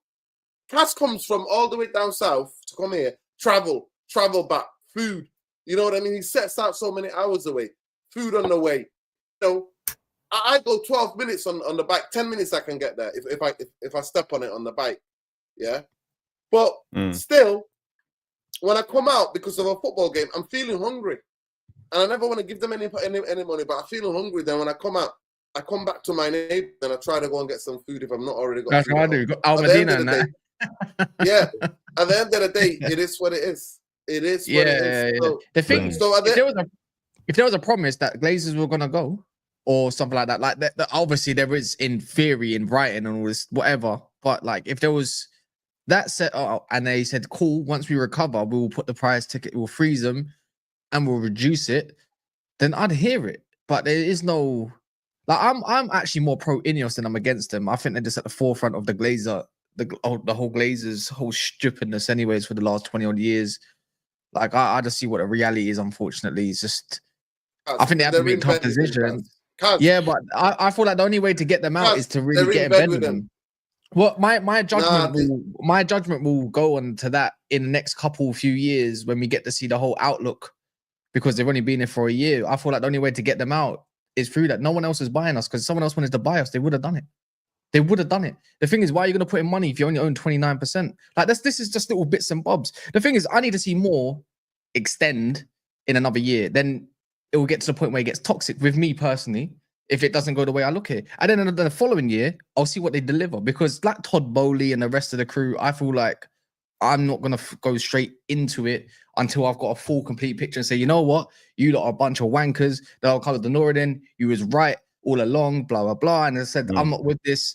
We're going to be in the shit for a long time. Until I see, like, there's no time period for Glazers going. If it means Glazers gets going, I need to see. Apparently, it's already in the SEC filings and all this kind of stuff, blah, blah, that. But there's no time period. That's my issue. There's no time period. They could be in 3 years or they could be here in 6 years.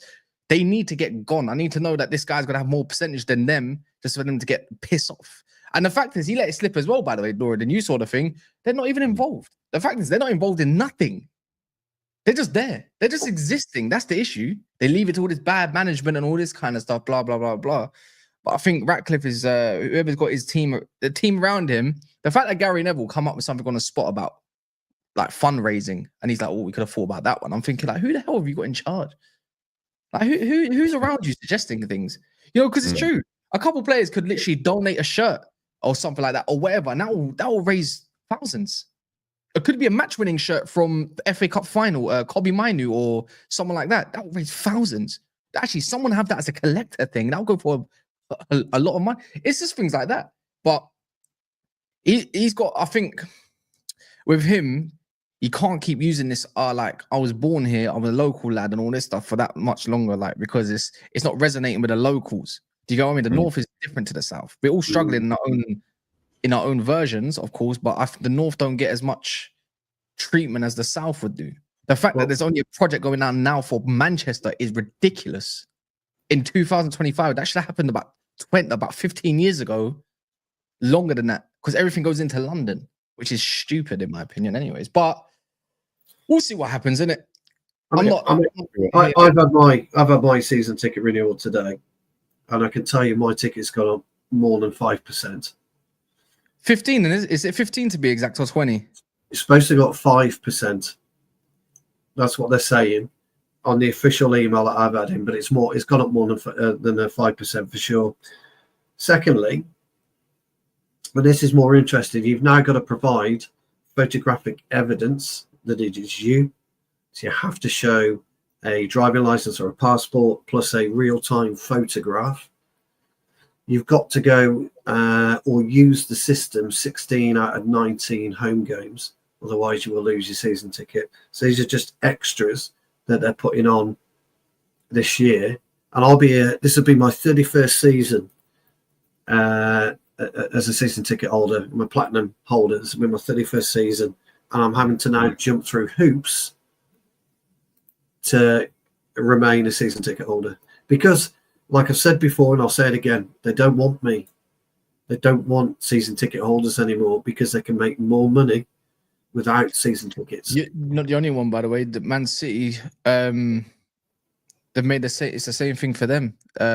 Slowly and surely wanting to get rid of all the season ticket holders. They just want tickets available. Correct. They don't want us. In fact, yeah, Cass, if I was to sell my ticket back to the club for that particular game, they're happy because they're paying me a fraction of what they're doing. So they want me to sell my ticket back. They don't want me as a season ticket holder anymore. They don't want any season ticket holders anymore. Stupid, because look at the Leicester game yesterday. Why? Do you know why? Because there are companies who are willing to buy a bulk to take their client to do deals. That's what it's become. You know, companies are buying. Saeed, where Saeed is in the East End, all used to be just local Mancunian fans, hardcore, you know, the Stretford. And now all the seats around him are corporate. Where I used to sit was S20. They changed that as soon as the Ineos came in. All of us got moved to the North Stand, and they changed it. By the way, Asai got very lucky that where he sits is just outside of where the corporate part want to sit. I love them seats, by the way, Nuradin. It's a nice eagle-eyed view. It's not like as hardcore as a Stretford end, but it's like everyone knows each other. Even when I go sit with Sai, and them, I get to know similar faces for once. You get it? Now you can't. By the way, I will never sit up in the clouds ever. I don't care about. I'll rather watch on TV. I will never ever go to the gods. See that stand there, yeah? The Sir Alex Ferguson stand is a joke. Yeah, right. I've sat there before. To be fair, tactically, you see the game differently from there. So if you're into tactics, if you're into team shit, you have to bird's eye view. It's brilliant. I love it. I like behind the goal over. It kind of reminds me of Sabutio a little bit. So, my lads, he moves our ticket all the time. He goes into the TRA. He moves our ticket all the time. Can I, Stu? So when you give the ticket to me, let's say you can't go, and you give the ticket to me, would that mean that it means somebody from your family, or would they know that you've gone to the game when you send it to me? If I'm a member. If you're a member and I send it to you, it doesn't say here, but I would imagine you'll have to provide photographic evidence who it is that I'm sending the ticket to. Wow. It doesn't say that, but that's how I'm reading it. Yeah, there's ways to get around. There's a way to get around of it now. Like they're doing a thing where Amazon with the phones. What about Amazon lockers with the phones? That's what they're doing now. It's easy. Say that again. You know, like they're not. So you know the way they're doing it, even though there's photographic evidence to say you're going. The thing is, what stops someone from logging in on another device with their season ticket, anyways, that you trust, and they bought it? You go through the Amazon lockers, go get the Amazon. You think I ain't done this yet? And you literally, when you're done, you go put it back, and you're finished on a dud phone. You're finished, and then you log out, and you're done. Doesn't make they can't. The thing is, these are so cheap. They're not going to change the way the turnstiles are. So there's always a way around it, no matter what. We done. So what does Amazon do? No, nothing, because so Amazon lockers are their secure lockers. You get a burner phone with your account or ticket on it or whatever. Oh yeah. Slap it in there with it on it. There you go. That's it for that game. Obviously, you probably got to trust someone as well at the same time. Maybe, I don't know if you would log into your account, because no one's going to run away with it, because you just log on and change all your password afterwards. Once it's finished, change your password. You're done. They're going to that locker. Wait for the next person. There's always ways around it. But guess what? The next thing's going to be, if they're asking for your passport, they're going to ask for facial recognition. They're going to put cameras on it. That's what I think. It's Big Brother. Facial recognition is coming in. And that, to me, that's when I won't go to football anymore. I guarantee by the time the new stadium is built, whenever that is, whether it's 2040 or 2032, whatever. Barcelona or Real Madrid, Barcelona do this kind of a similar thing, if I'm correct. No, I'm not saying that. I've not heard that. But I'm not certain on that. But by the time the new stadium's in, they'll want less season ticket holders. I guarantee you. They'll try and push us away. They're not interested in, and they're promising for the new stadium. Oh yeah, they're gonna have a tier system, so local fans don't have to pay as much. Now you're getting rid of atmosphere, mate. And then he was waffling. Jim the Rat was waffling the other day, and that Gary Neville saying, "Yeah, we need that. We need the fans." No, you don't. You're getting rid of the passionate fans. You're getting rid of the tribal United fan, local fans, and you're getting rid of the atmosphere. You want corporates in. You want the literally prawn. What did he call? Prawn sandwich brigade. Prawn sandwiches. Prawn sandwich brigade. That's Roy Keane called it. Roy Keane called it. How many years ago was that? 20 years ago. Yeah, I mean, look, guys. I've travelled United away, home and abroad. I scalped tickets when I couldn't get a ticket. I've stood in the cop. I've stood, with away ends to support the club. But I could do it back then. I could do it in the 80s. I could do it in the early 90s.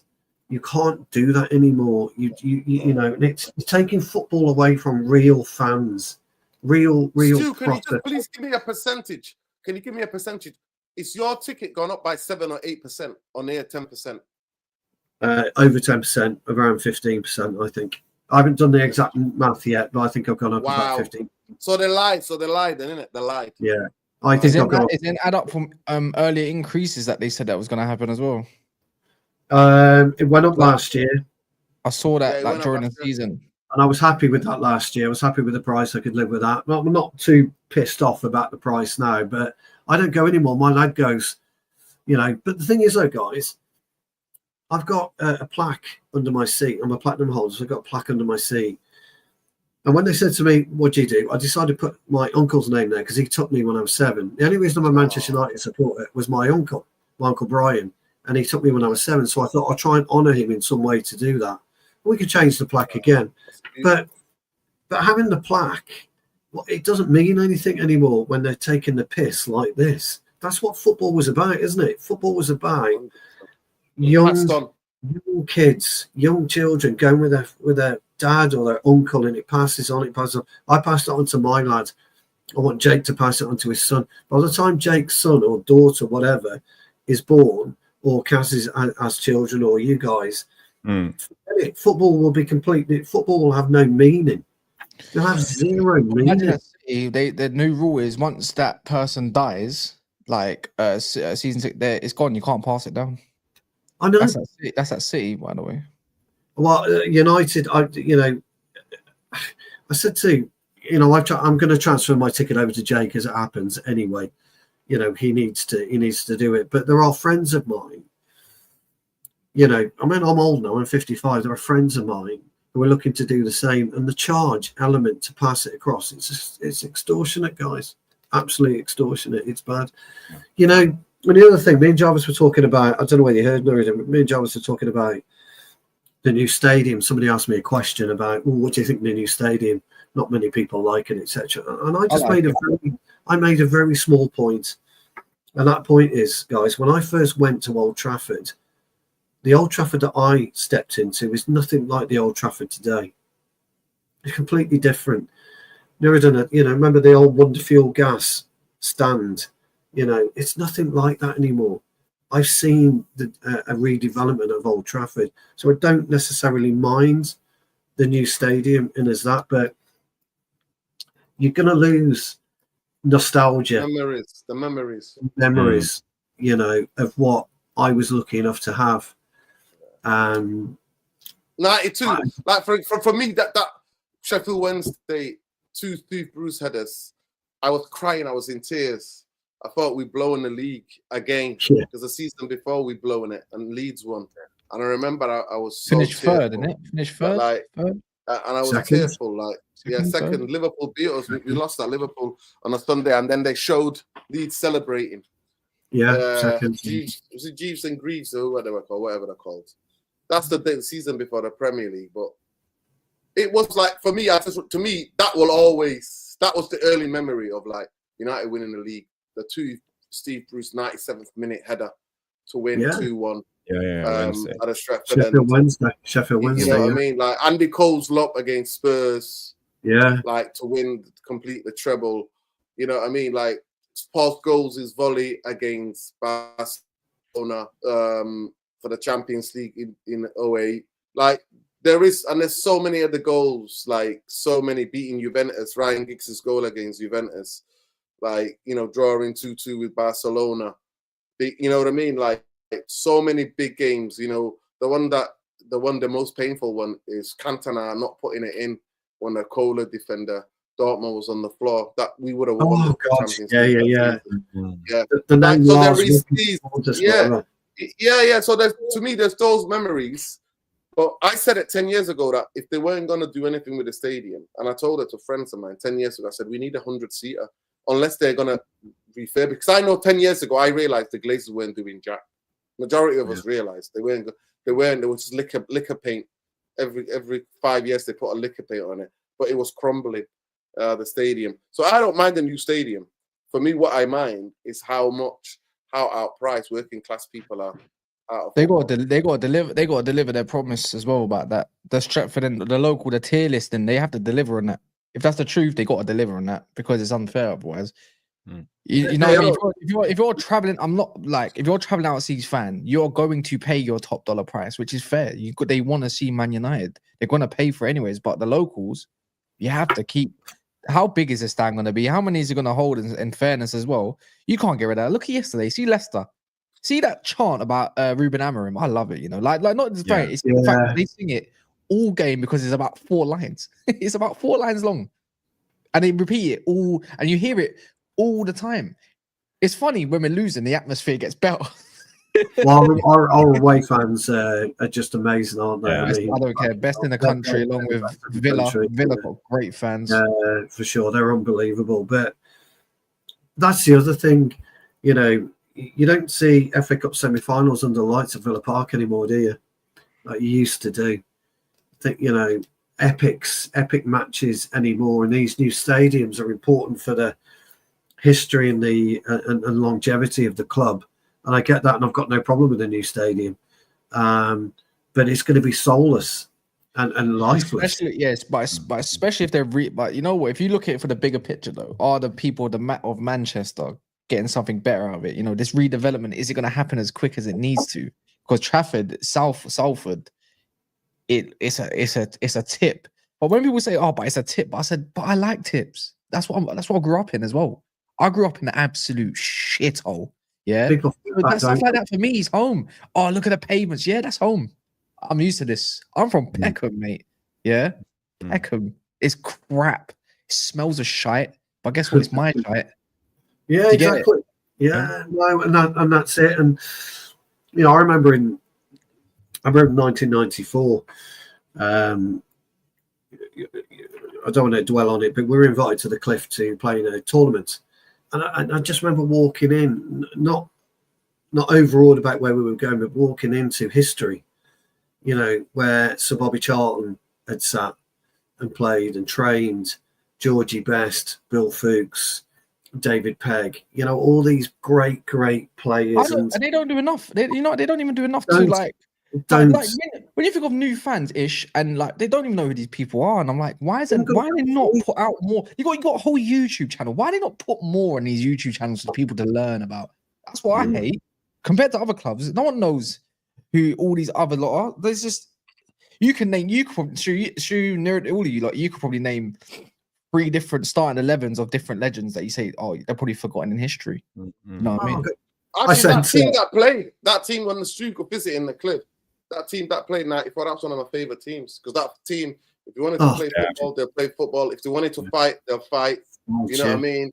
If you wanted to like be the skullduggery, you know what I mean, dirty tactics, they will bring it out. Who is this anyway? All of that. What team is this? Bruce Pallister, Parker, Irwin. Right back, left back. You know what? Robson Ince. You're actually saying the 94. You're actually saying the 94 team. Yeah, Conchester. Yeah. I know that team. Lee Sharp, or Ryan Giggs on the left. Yeah, Ryan Giggs on the left.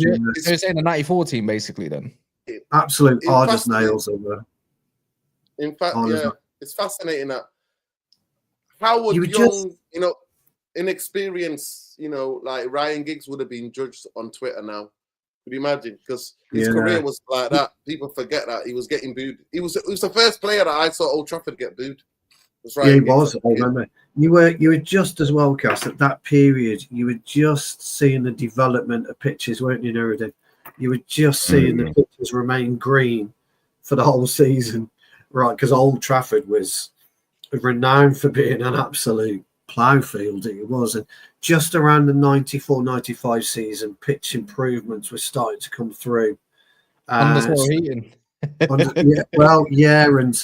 And didn't I Nuradin might know this, I don't know, but didn't we around that time, maybe a couple of years ago, maybe the Devilish Tacticos might know as well, we imported grass in bluegrass from America. Midway through the season. And that's what kept our pitch green, wasn't it, Nuradin? There was something along those lines. We would import, we would import, They were laid down. And it all started to develop from there. And, you know, at that particular time, we had the players that understood what it meant to play for Manchester United. A couple of weeks ago, I sent Jarvis a clip from Yes, that was brilliant. Yeah. And I sent him his clip and I said I'd love to play it. And Jarvis said we can't copyright. And he's right, we couldn't do it. But it was a speech, wasn't it, to Bobby Charlton about playing at Manchester United, about going out on the hallowed turf and what it meant to play for the club.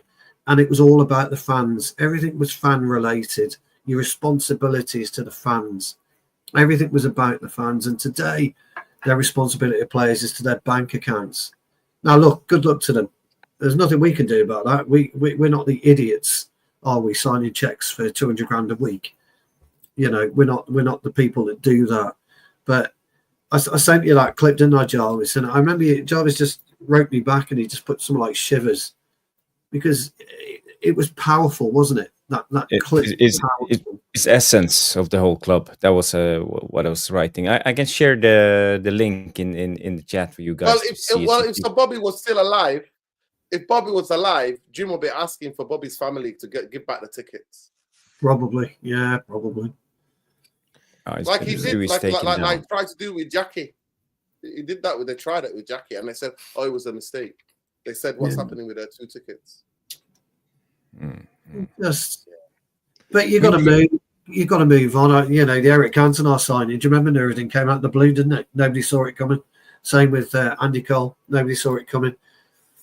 I was school to go to the cliff to go watch him train, hit the ball, like. But you could go then, couldn't you, Nuradin? You could wander down, couldn't you, as a school kid? Yeah. You know, I mean, you're from the area, you know, you could just wander down to the cliff, couldn't you? And you could watch from afar. You could see it. You could live being a fan. Nowadays, they come out of Carrington. They won't even stop sometimes, will they, for the young kids? No. Yeah. I just you know want what? to say my uncle remembers when he used to get on the bus with some of the players in the 1970s, in the early 70s. Yeah. They used to get on the bus. You go to the Old Trafford from City Centre, you used to get on the bus with the players. Can you imagine that? Different times. I got off the train. Guys, before we go deeper down into memory lane, I just want to move on with the show. We have 2 segments left, and the first segment is injury-free Man United. So I just want to hear your best 11 with all the players available. In the current system? The current system, yes. We can go through it. I have let's go like the tactical board. So let's just put up the name. So in goal, is there any other options than Onana, or probably not? We're going for no, I think Onana gets it, unfortunately. Yeah. So right, wide centre back, Masraoui, De Ligt, Euro. No. Who are we choosing? I want De Ligt in the middle, I do. I want Euro in the middle. But the Ligt in the middle is the better. The Ligt is the most comfortable. Is in the middle. Yeah, I think Euro I would have Euro in there, Cass. Maybe not the middle, but I'd have him in there for sure. I think. Yeah, you know what? I'm having Euro on the right, and I'm actually putting. I'm sorry, but I've seen enough. Putting Aiden on the left. I'm putting Heaven in as well, by the way. So no Masraoui. No, there's Masraoui in my 11. To be fair, it's just the best recovery pace. For me, Masraoui is 100% in this team. Yeah. He is. He's the third centre. I've got two ideas. To be fair, it just depends, though, innit? It really just depends. So let me just say this, people. Please smash a like on the video. Unfortunately, I have to go. My cousin's outside. But big up, people. Love and light. I'm gonna go and get. He turned up, my cousin. Big up, Nuradin. Thanks for joining us, pal. He's a big Liverpool fan, so yeah, he bottled it. He bottled the WhatsApp group yesterday, so I'm gonna go and see him now. Get a bit of food. It's Ramadan, so well, go and enjoy. Go and enjoy. Thanks for joining. Apparently, by the way, Kobe's close to signing a new contract. Ooh, good. Nice. Yeah, okay. So De Ligt centrally, right center. For me, it's Masraoui because of his recovery pace. Dead on. Then we can play with a high line. I can't see who have you put where though. Like the moment is it just De Ligt now? Maybe I can try to enhance it a little. I think. No, I can see it. It's just I thought you might have froze because I thought you wrote some names down. It just hasn't shown. more now. Now you probably can. Yeah. It was 5-4 to be fair. So Don't worry. you want Mazzari as on the right side of the three, Jarvis? Yes. Yeah. For me, I will put Mazraoui here. Okay. I wouldn't. I don't think. I hear. You know what? I'm not against it. But I'm not. I'm also for it. Like I'm against it, but I'm for it at the same time. It all comes down to that wing back slot and who you want to put attacking mid spot. Well, I'm going to put Yoro in then on the left because I'm going to go slightly controversial. Okay. I'm going with Heaven. Clearly, just because of the left foot. I'll go with Martinez for sure. 100% Martinez for me because of his ball playing abilities, ability to break the lines, and wait, can I hear that's you? what Amorim wants. Is it Ahmad? Yeah. I hear it because we need. I hear the. I knew he was gonna say this because I was thinking, oh, do I want Xerxes and Ahmad? And my whole thing is the attacking mid part, Xerxes and where I'm putting him and whatnot. Unfortunately. Well, let me tell you what I would do, gents. I would play Dorgu right wing back and Martinez left wing back for me, which slots in. And I'm torn, by the way, between Yoro and Heaven. But I'm going to go with Martinez. Yeah, I want Martinez as wing back. Yeah, Mazzari the right, Dorgu the right. Wide centre back, not wing back. Wide centre. No. I want him wing back. Okay. It's because he saw a couple of crosses and thought, "Yep, that's me." No, I want him wing back as 5 in this situation. There is method to my madness, gents. There is. And Mazzari, and then I would go currently right now. I would go with Bruno and Agate. That would leave me with Ahmad, Garnacho, and Xerxes. I like Xerxes. I like Xerxes deeper though, but on this occasion it would be Xerxes. So Martinez for me would be in position 5. Okay. Yeah. I think he'd be a sensational wing back. Absolutely sensational wing back. And all the attributes you want him, by the way, as a 4 in this, as the board is, I think he provides at wing back. And you'll get, if he has Ahmad on his side, for example, Garnacho on the right, Ahmad covers nicely and he will cover it and complement Martinez quite well.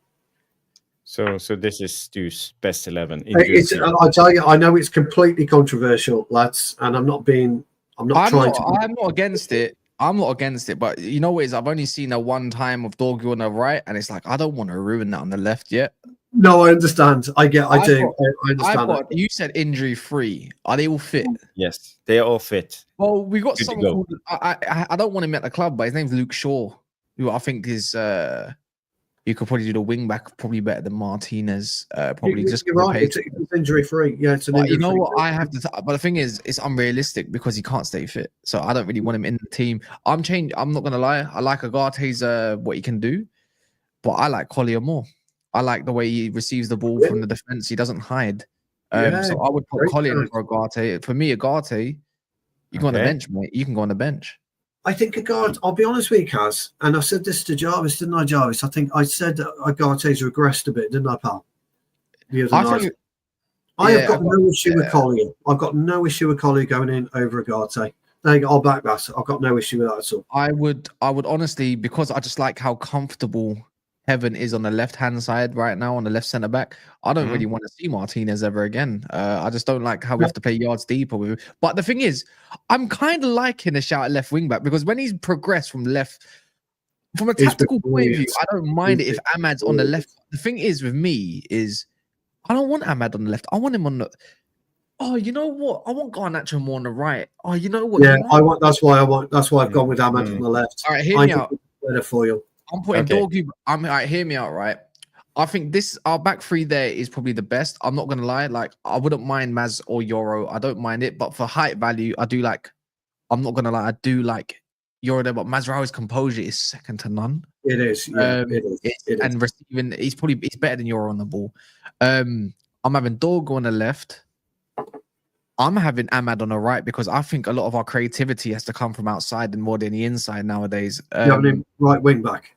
Yeah, right now I'm having Dorgu on the left because I just think if we can get up that pitch so much more and the flanks are an absolute nightmare to deal with, I think at the inside people are getting chances. I don't think they need to create loads. Yeah. At the moment, this is my last issue. See, I want Xerxes in the 9, right? Because I don't like in the 9. I need Xerxes in the 9 because we don't have anything else available. So I'm trying to think of a different situation, and this is I hate this. I absolutely hate this. You know what? I think I'm not saying Cheeto because I ain't seen enough, but I've seen enough. I agree. But I've seen enough of Hoyland. I'm putting Cheeto in there, man. I'm sorry. I'm the whole thing with this is the thing is, Cass, trust the youth. If you can trust Heaven, I'm ready to see Obi develop because he's got better fundamentals.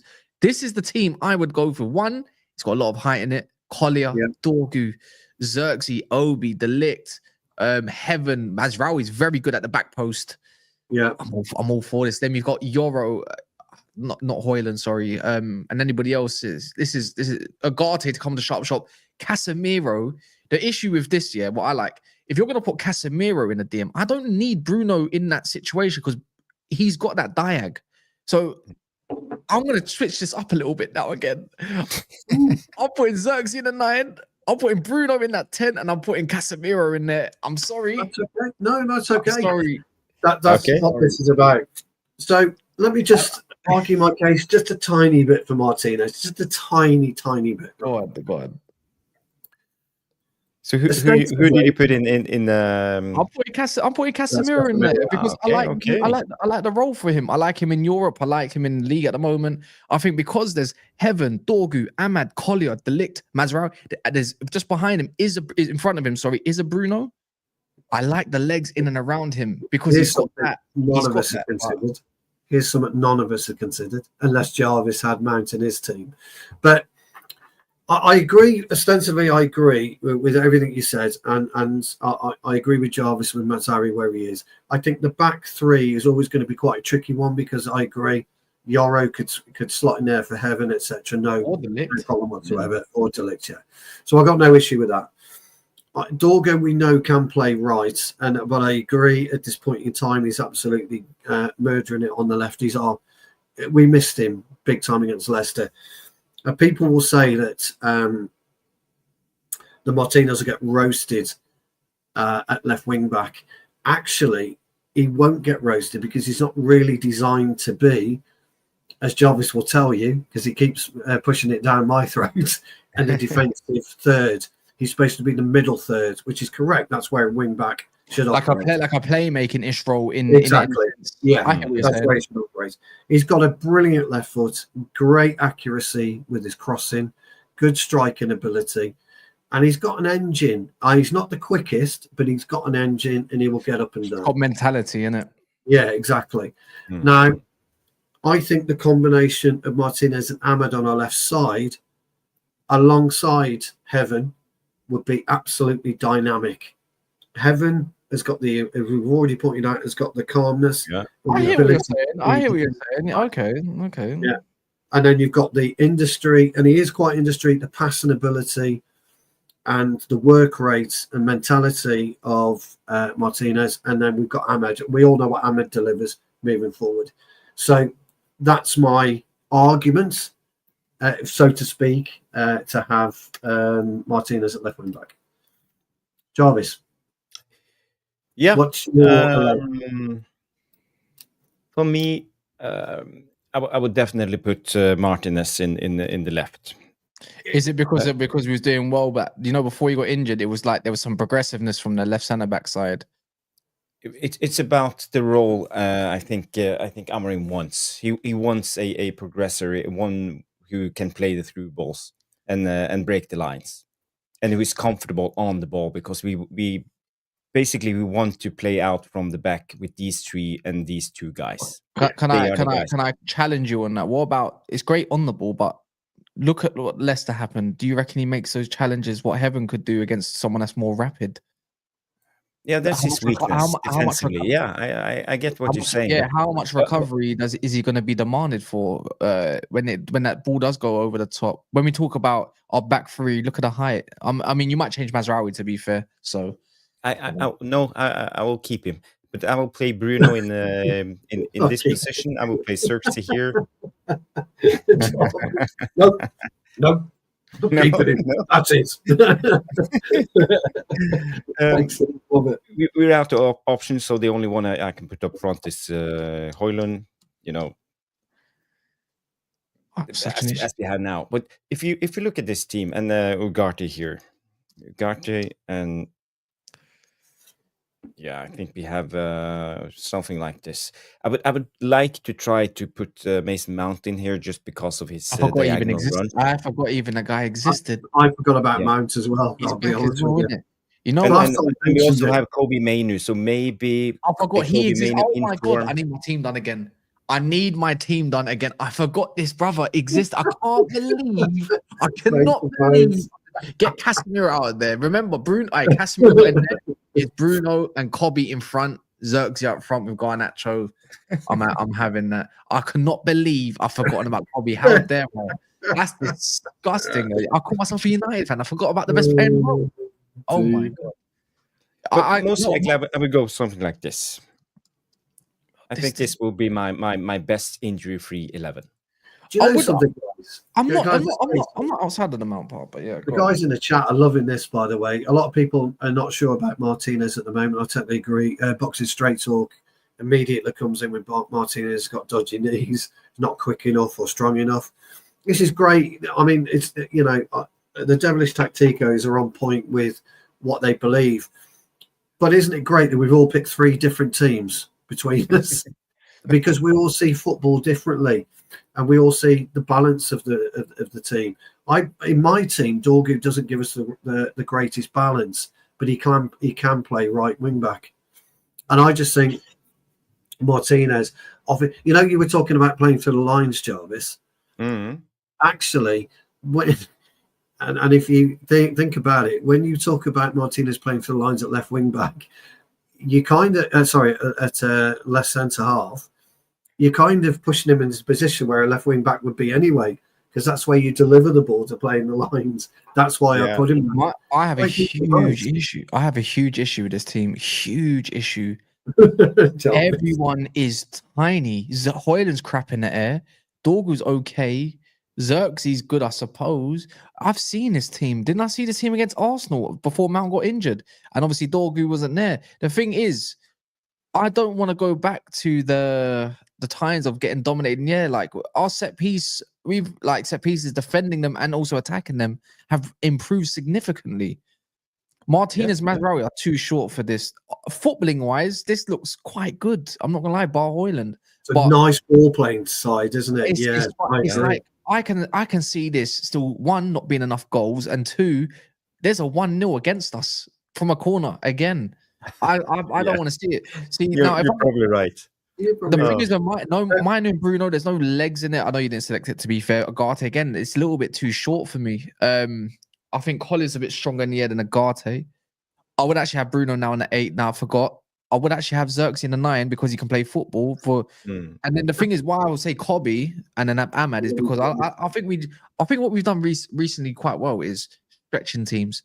I must admit, stretching the team is being like keeping down to the bylines. That's you're getting hammered, son. You're getting hammered.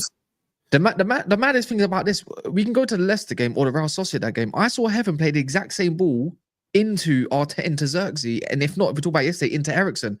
Eriksen was actually the weak point yesterday. He kept giving away the ball in stupid situations. I just don't see this happening at all.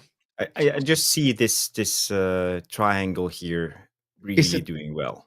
Martinez, Bruno, Xerxes. Xerxes will be the link up. Bruno will be the deep lying playmaker, and Dorgu will always be willing to run up and down. And the same with Mason Mount. And we have Ahmad as a joker coming in from the right. I think off the ball, this team is terrible. Mount is weak. Bruno's weak. Manu doesn't have an engine. Højlund is just a GoFundMe kid. Please get him to university because he's not good at football. Martinez you can't play a high line with this guy because he's a liability. And then we're stripped for height. That's just the way I look at it, unfortunately. Okay, so you would want Heaven here. I'm going Heaven. Again, I'm going to go Heaven. Yeah. Or Haven. It doesn't Or matter. Haven. Or Haven. Let's just call him Aiden. I'm having Xerxes in the 9 again, Kobe in the 7, where that says 7. Yeah. Xerxes in the 10 and no. I'm putting Xerxes in the 9. I'm having Collier. I'm having Collier for first phase because he's the only one in our team that can do first phase and doesn't like hiding.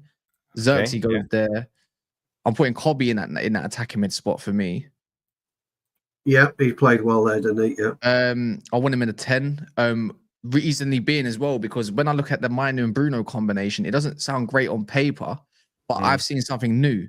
The 3 actually interchange, which I flipping love now. Because not everyone has to stay in their position.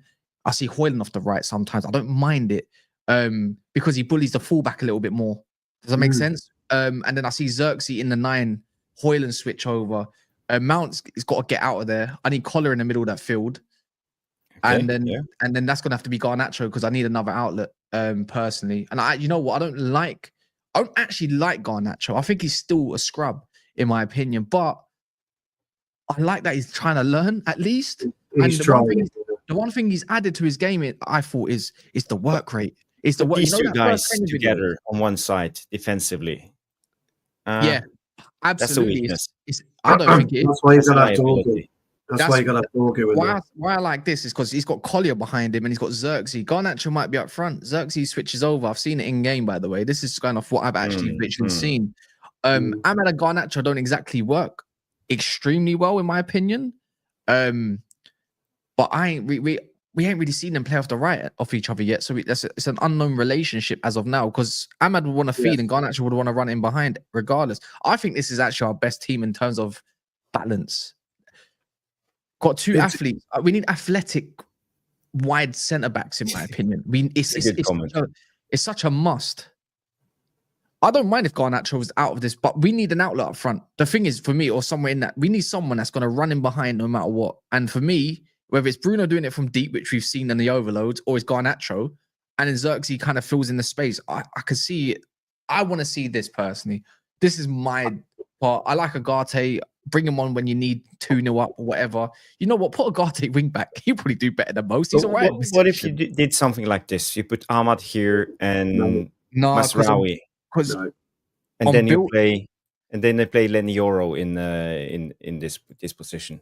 I think it's a little bit too reserved for me. I want to get down their flanks a lot more balanced. Because for me, this is quite similar. I'm going to say kind of similar to Leicester and Real Sociedad. It's so lopsided that all the attack in space really is coming down the left more than it is the right, and it looks like more of a back. Yeah, but you know we will do like this, and Ahmad will go outside.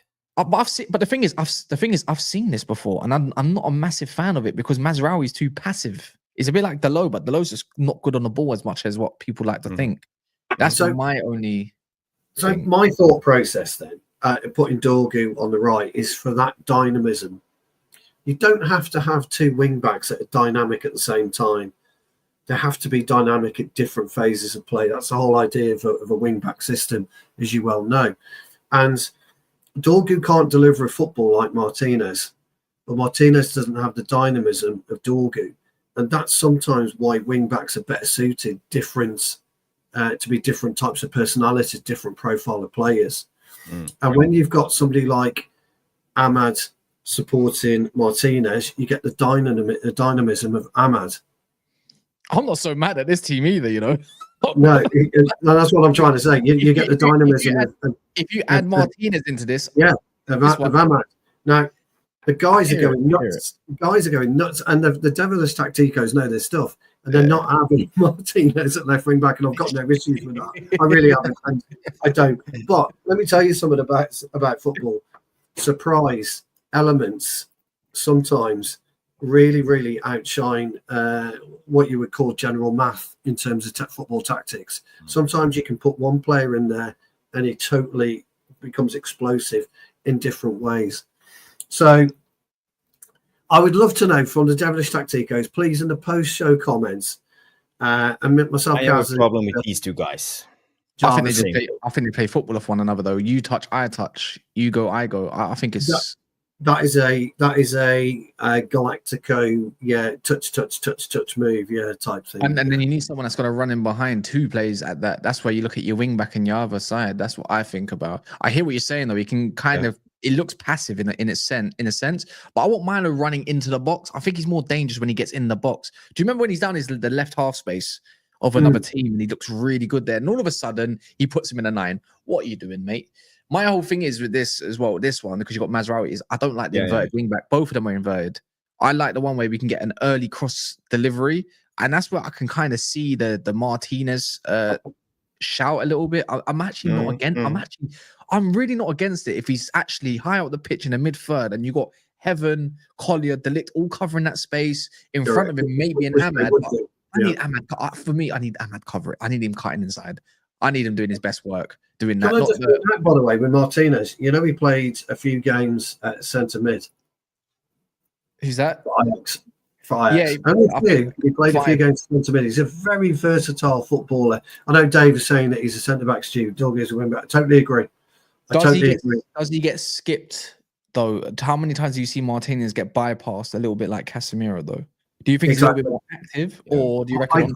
I think he'd be more proactive with the likes of Heaven and Ahmad supporting him. If you put Collier with him, you're having the time of your life. The issue is, do you want Bruno in the 10? Right now, I'd play Bruno where he is. Just swapping the whole 4, having a little bit of a swap. Yeah. One thing, because you know what this is so close to. What I've seen is what I think at the moment that Amorim's doing is what Ten Hag's tried to achieve, but it's absolutely rotted and failed because of the spaces in between the lines, doing too much space. We're so close to Ten Hag ball. I don't know if it fools anyone's eyes, because in the end, your 6 is still your lone covering 6. It's just the issue is when you think about your defensive lines, he's always got the low in that defensive line with him, and obviously 2 of your left centre backs, whether they push hard and aggressive, is another factor. Our centre back now, has anyone noticed whether it was Lindelof yesterday or De Ligt? They were pressed really high. Yeah, they were high yesterday. They were high yesterday. Yeah. I'd love to know, Jarvis, post comments, by the way, the Devilish Tacticos teams, because I think you're going to see some difference again from the guys in the chat, which would be absolutely brilliant. Because that's been a really interesting debate, that, Jarvis. Yeah, it was. I don't know if we did agree on anything, but it was an interesting debate. Yes, and who agreed? Me. Yeah, no. Oh yeah, I have to challenge that because I've seen. You want me to concede. You want us to be slow, so it's just. But I like Stu's. No. I like Stu's approach. You know what approach he gave reminds me of. If you've ever watched, what's his name? He's such a sick footballer. He used to play for Tottenham, ex-England manager, commentates now.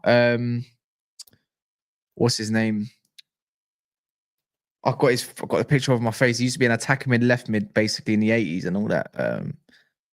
Wicked player, man. He was like the best player. You know about Glenn Hoddle? Glenn Hoddle. You've got a Glenn Hoddle style of thinking with the wing backs. He's a love that.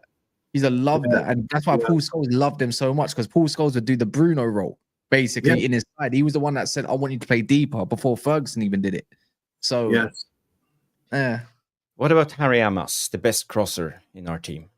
He had a cameo yesterday on his birthday. It was okay. He wasn't great, though. It's a bit too early for us. Yeah, a bit too early for us. But again, great player. No different to a Martinez type profile. I mean, the guys are having none of it, and Martinez, that's all, by the way. The Devilish Tactic is having none of it, but sometimes a bit about the box thinking. You never know. I'm not saying it will work, but you never know. Yeah, in space. Go on. This is Amos cross. I just want to show it to you guys. Across the box, right? Across the box. I remember this. Yeah. So Højlund receives it, he flicks it with his heel, gives it to Xerxes, just drives with the ball, carries it into the last third, and look how he holds his position perfectly. And go. Oh, I think Xerxes released that way too early. But it's a beautiful whip. He released that way too early. There was so much more to run onto. We would have got look how I think look how he releases it. He's got to hold on to that for a couple more seconds, man. Yeah. Let him get already beyond the obviously. Justin is backing off. He's got to be. He needs to be looking left a little bit more, in my opinion. Look at it. He needs to be in line. He's got to play either a better ball or he's got to play it a little bit later, in my opinion. The whip is beautiful, and the technique is almost like Beckham-esque. You know how he. I'm going to throw a spanner in the works on this one, Jarvis, my old mate. Yes, as always. Just pop it back. I think last night, Cass, we spoke about two options. We spoke about a Xerxes ball in between Faz and Justin. Okay. To get Hamas running onto it. But what I didn't notice last night, and I've just noticed now, when he plays the ball, I'd have liked Hamas to whip it in first time. That's what I'm trying to get to a I'd little like bit as well. First time cross. No, don't take it on your foot. Get it straight in. And if you watch Jarvis, we didn't notice this last night. Hoyland wouldn't have run into traffic. Yeah, that's what I'm saying. It would have been a bit of a different. Yeah, you're right. He wouldn't have run into traffic. I didn't notice it last night. He should be crossing, in my opinion, from there while Hoyland's making that back post run because Christensen, he's on his blind side. Correct. I didn't notice it last night, Cass. I just noticed it. He's putting his hand up. To be fair to Hoyland, he's already putting his hand up. He can't get that cross in first time. So yeah, I didn't notice it last night. Yeah. You whipped it on the first. Yeah. Did you see Amorim yesterday? Even when he was 3-0, he was pissed. Yes. He was pissed. Yeah. It's so it was interesting, but no, I quite enjoyed that Jarvis meal. That was good fun. It's opened up debate, but everyone says Martinez can't run. I don't disagree with anything you're saying, guys. I like your way of thinking, Stu, though. I like it. I would not be opposed for it in a game where you can we experiment a little bit towards the end of the season, maybe? But we're not going to see. The thing is, we're not going to see Martinez. We actually might see Ahmad when we make the Europa League final. Yeah, we're not going to see Martinez anyway. The interesting thing about it is a wing back requires, two other people around him to make it work properly, and that's what I'm using to help his lack of pace. You know what I dislike at the moment, the fan base, because I call them out all the time, group chats, everything. It's like they want us to play football well. And I remember there was a period where we was actually playing quite progressive, but the issue is we was not getting results. And then they say no, and then they change their mind. Like, no, forget that. We need the result, not the way we play. We just need results. We get results, and then they're complaining about the performance. I'm just thinking, like, what one do you want? Because we can't have a performance and have a result. Well, the odd occasions, Sociedad. In Europe, I think this team suits a lot more of Europe at the moment. Ten Hag's built a cup side, clearly, right? This is what it is. Having Mason Mount for cup sides and everything alongside it, great, brilliant. Can you stay fit? Let me know. I think we breeze past Lyon. I've watched Lyon. They are not. They got one bit of quality up front as well, and also in terms of showing. But it's the same as Sociedad. They got a bit more physicality, but actually on the ball, they're actually worse than Sociedad. That's the difference. Bilbao, like, I'm not trying to underplay them. Bilbao's the only one I look at thinking, that's going to be a test. They got a little bit of something here and there. But if we get to that stage, Ahmad might be back by the end of the month. Might catch second leg. Mainu might be back as well, potentially. Who's this? Mainu potentially might be back. I don't think he's not long term, is he? Yeah, so they're playing Rangers, are they? Yeah, they'll beat Rangers, won't they? They won on penalties, Well, you say they beat Rangers right now, but I say this, if Matt Hummels did not get that red card, Roma go through. They would be solid that whole game. I promise you that. They would have drawn that about 1-1 and be done. I just think they got ruined. And remember, the first leg, Bilbao actually lost. People think they're the super team. Again, similar to Sociedad, has anyone seen their midfield? Yeah. It lacks a lot of physicality. Up front, they've got it in terms of Inaki Williams. He's brilliant. Love him. Nico Williams. Great. Nico Williams is super off form. I don't rate Nico Williams. He reminds me of a Taki Kubo. Same player, pretty much. I'm not obsessed with him. He had a good Euros, but beyond that, he's wank. I'm sorry. It's nothing different from Becker, that we played against. just because he's young and wanted by Barcelona. Anyways, not the point. I think Masraoui just deals with him. I'm hyping up my own team. If we don't get to this final right now, I'll be. I think we get there, Gus. I think we get there and we win. I think we win the Europa League. If we've pulled off the literally. Well, then again, it would be in Bilbao, but I think we pulled off the impossible of a season, and then I can go be shameless for the rest of the summer. Yeah, I told Arsenal fans, Wolfie, aka Forest fan, and whatnot, that I've had a better season than you. Yeah, no, totally agree. Yeah. And Jim Ratcliffe can be happy. Oh, we got the Champions League football. No excuses. Go spend the money. So you think Lazio will come go into the final, or Frankfurt versus Lazio? I think Frankfurt. I think Frankfurt. Lazio got smashed yesterday 5-0 by. Why did I get a comment saying stop giving Stu compliments? No, that's Trev. That's just Trev. Trev's great. Trev comes on to rinse. He's a good rinser, Trev. He's brilliant. Absolutely brilliant. We've got a really good loyal following in the Devilish Tacticos room, and they're absolutely brilliant. They give us hell, don't they, Jarvis? They do. They give us hell. But it's great. It's really good banter by the guys. It's really, really good. No, I think Lazio was smashed by Bologna. 5-0. They dropped the first half of the season, Lazio. Yeah, very good. Couldn't touch them. The second half of the season, Lazio, they're falling off like Chelsea. Do they have any decent players? What about Napoli? Napoli have fallen off as well, haven't they? A little Who's bit. that? Napoli. Napoli. What happened with them in Atalanta? They got. I think Atalanta beat them. I think the second in the division now. Napoli. This is Lazio. They have Guendouzi, Tavares, Pedro. We can get it. Napoli, Jarvis, no problem. No, not Napoli. We're not playing Napoli. Lazio. Sorry, Lazio. We can get Lazio, no problem. Yeah. No problem. I'm not being funny. Nuno Tavares is crap. Yeah. Guendouzi, don't even talk to me about Guendouzi. No, forget Guendouzi. Yeah, forget him. Zaccagni, he's actually quite good. Yeah. But they're going to have a couple of decent players. But don't forget, everyone was raving about Zubimendi in the second leg. And he just, he had his audition. Yeah, Zubimendi. Who's this? Yeah, he had his audition, and all of a sudden I'm thinking, I can't wait for someone else to have him. Good luck. Yeah, exactly. Me and Jarvis were laughing, really. Apparently Arsenal after him. So Arsenal tried to rebuild Sociedad's old midfield. You got Marino, Zubimendi, and Undergone. I know. Apparently, to be fair, they pretty much tied the deal up. Apparently, so good luck. Apparently so, but apparently Real Madrid won him. So, yeah.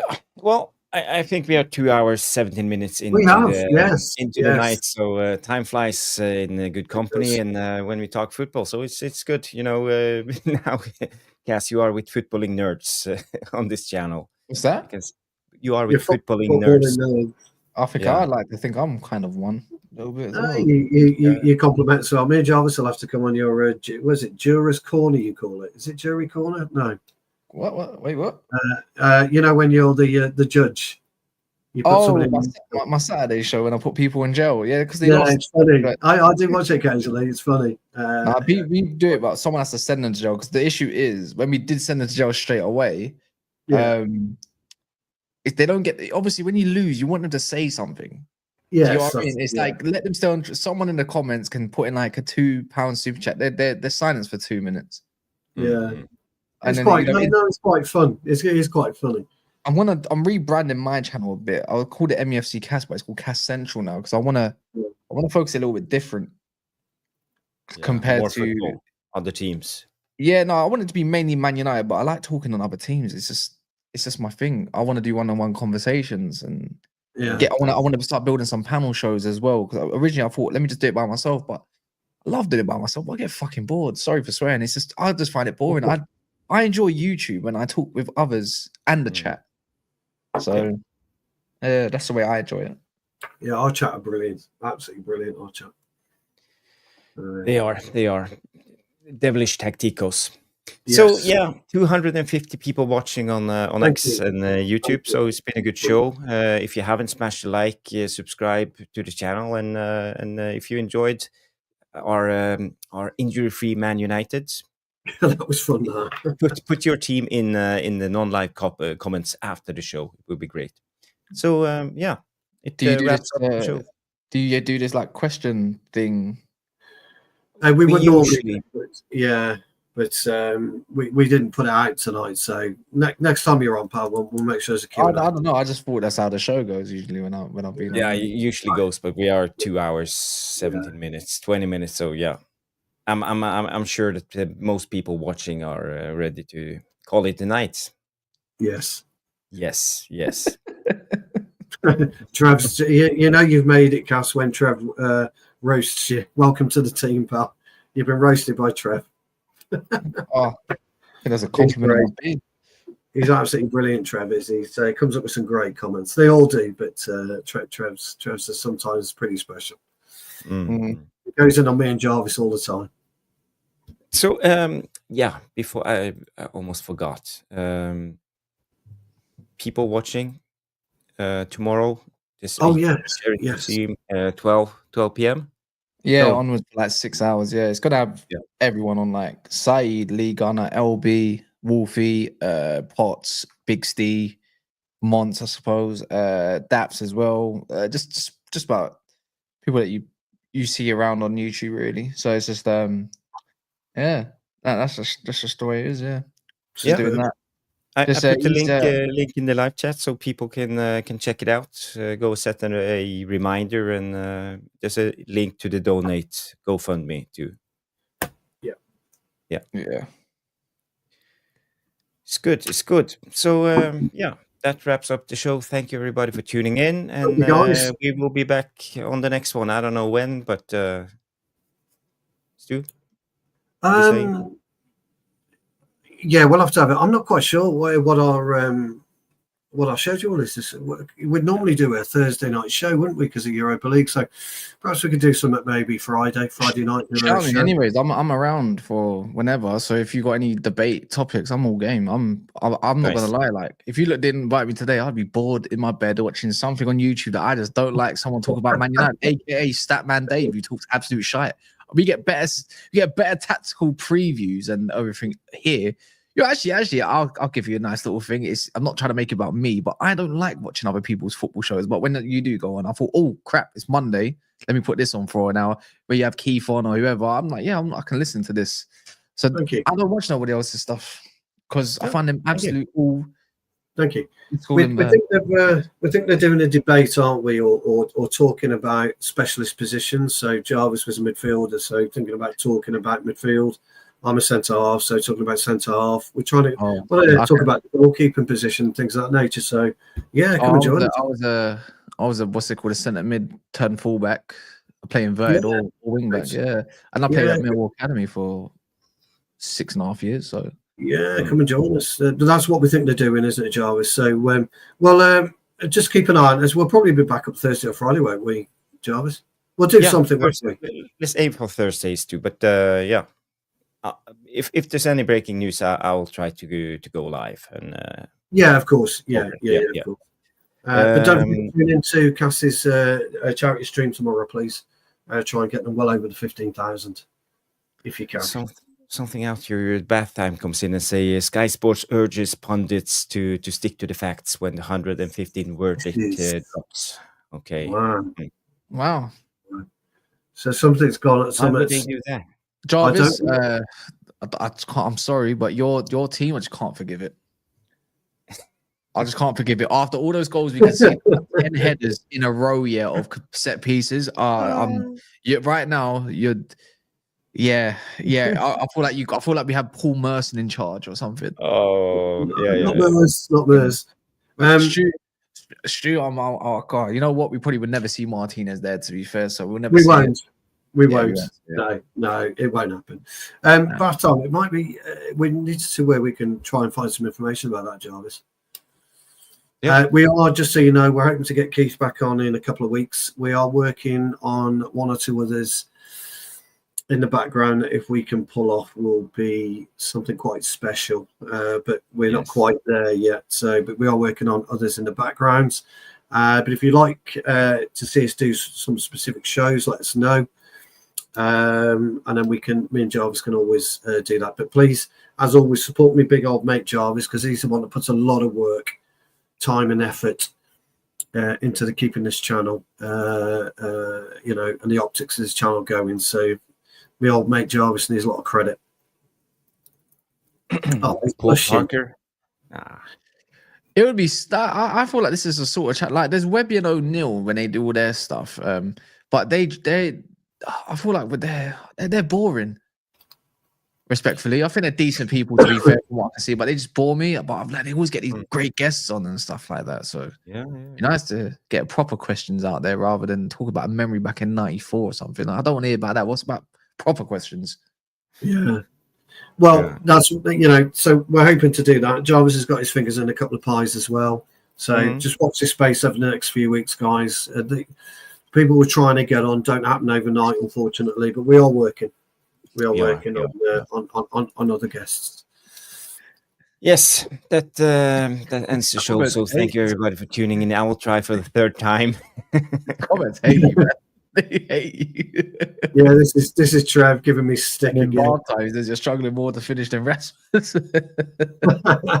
No, we got some great guys. Absolutely some brilliant, some great comments. Okay. Let me just end the show. Thank you everybody for tuning in. We've got to end. See you guys. Subscribe, all that jazz. See you on the next one. Bye-bye.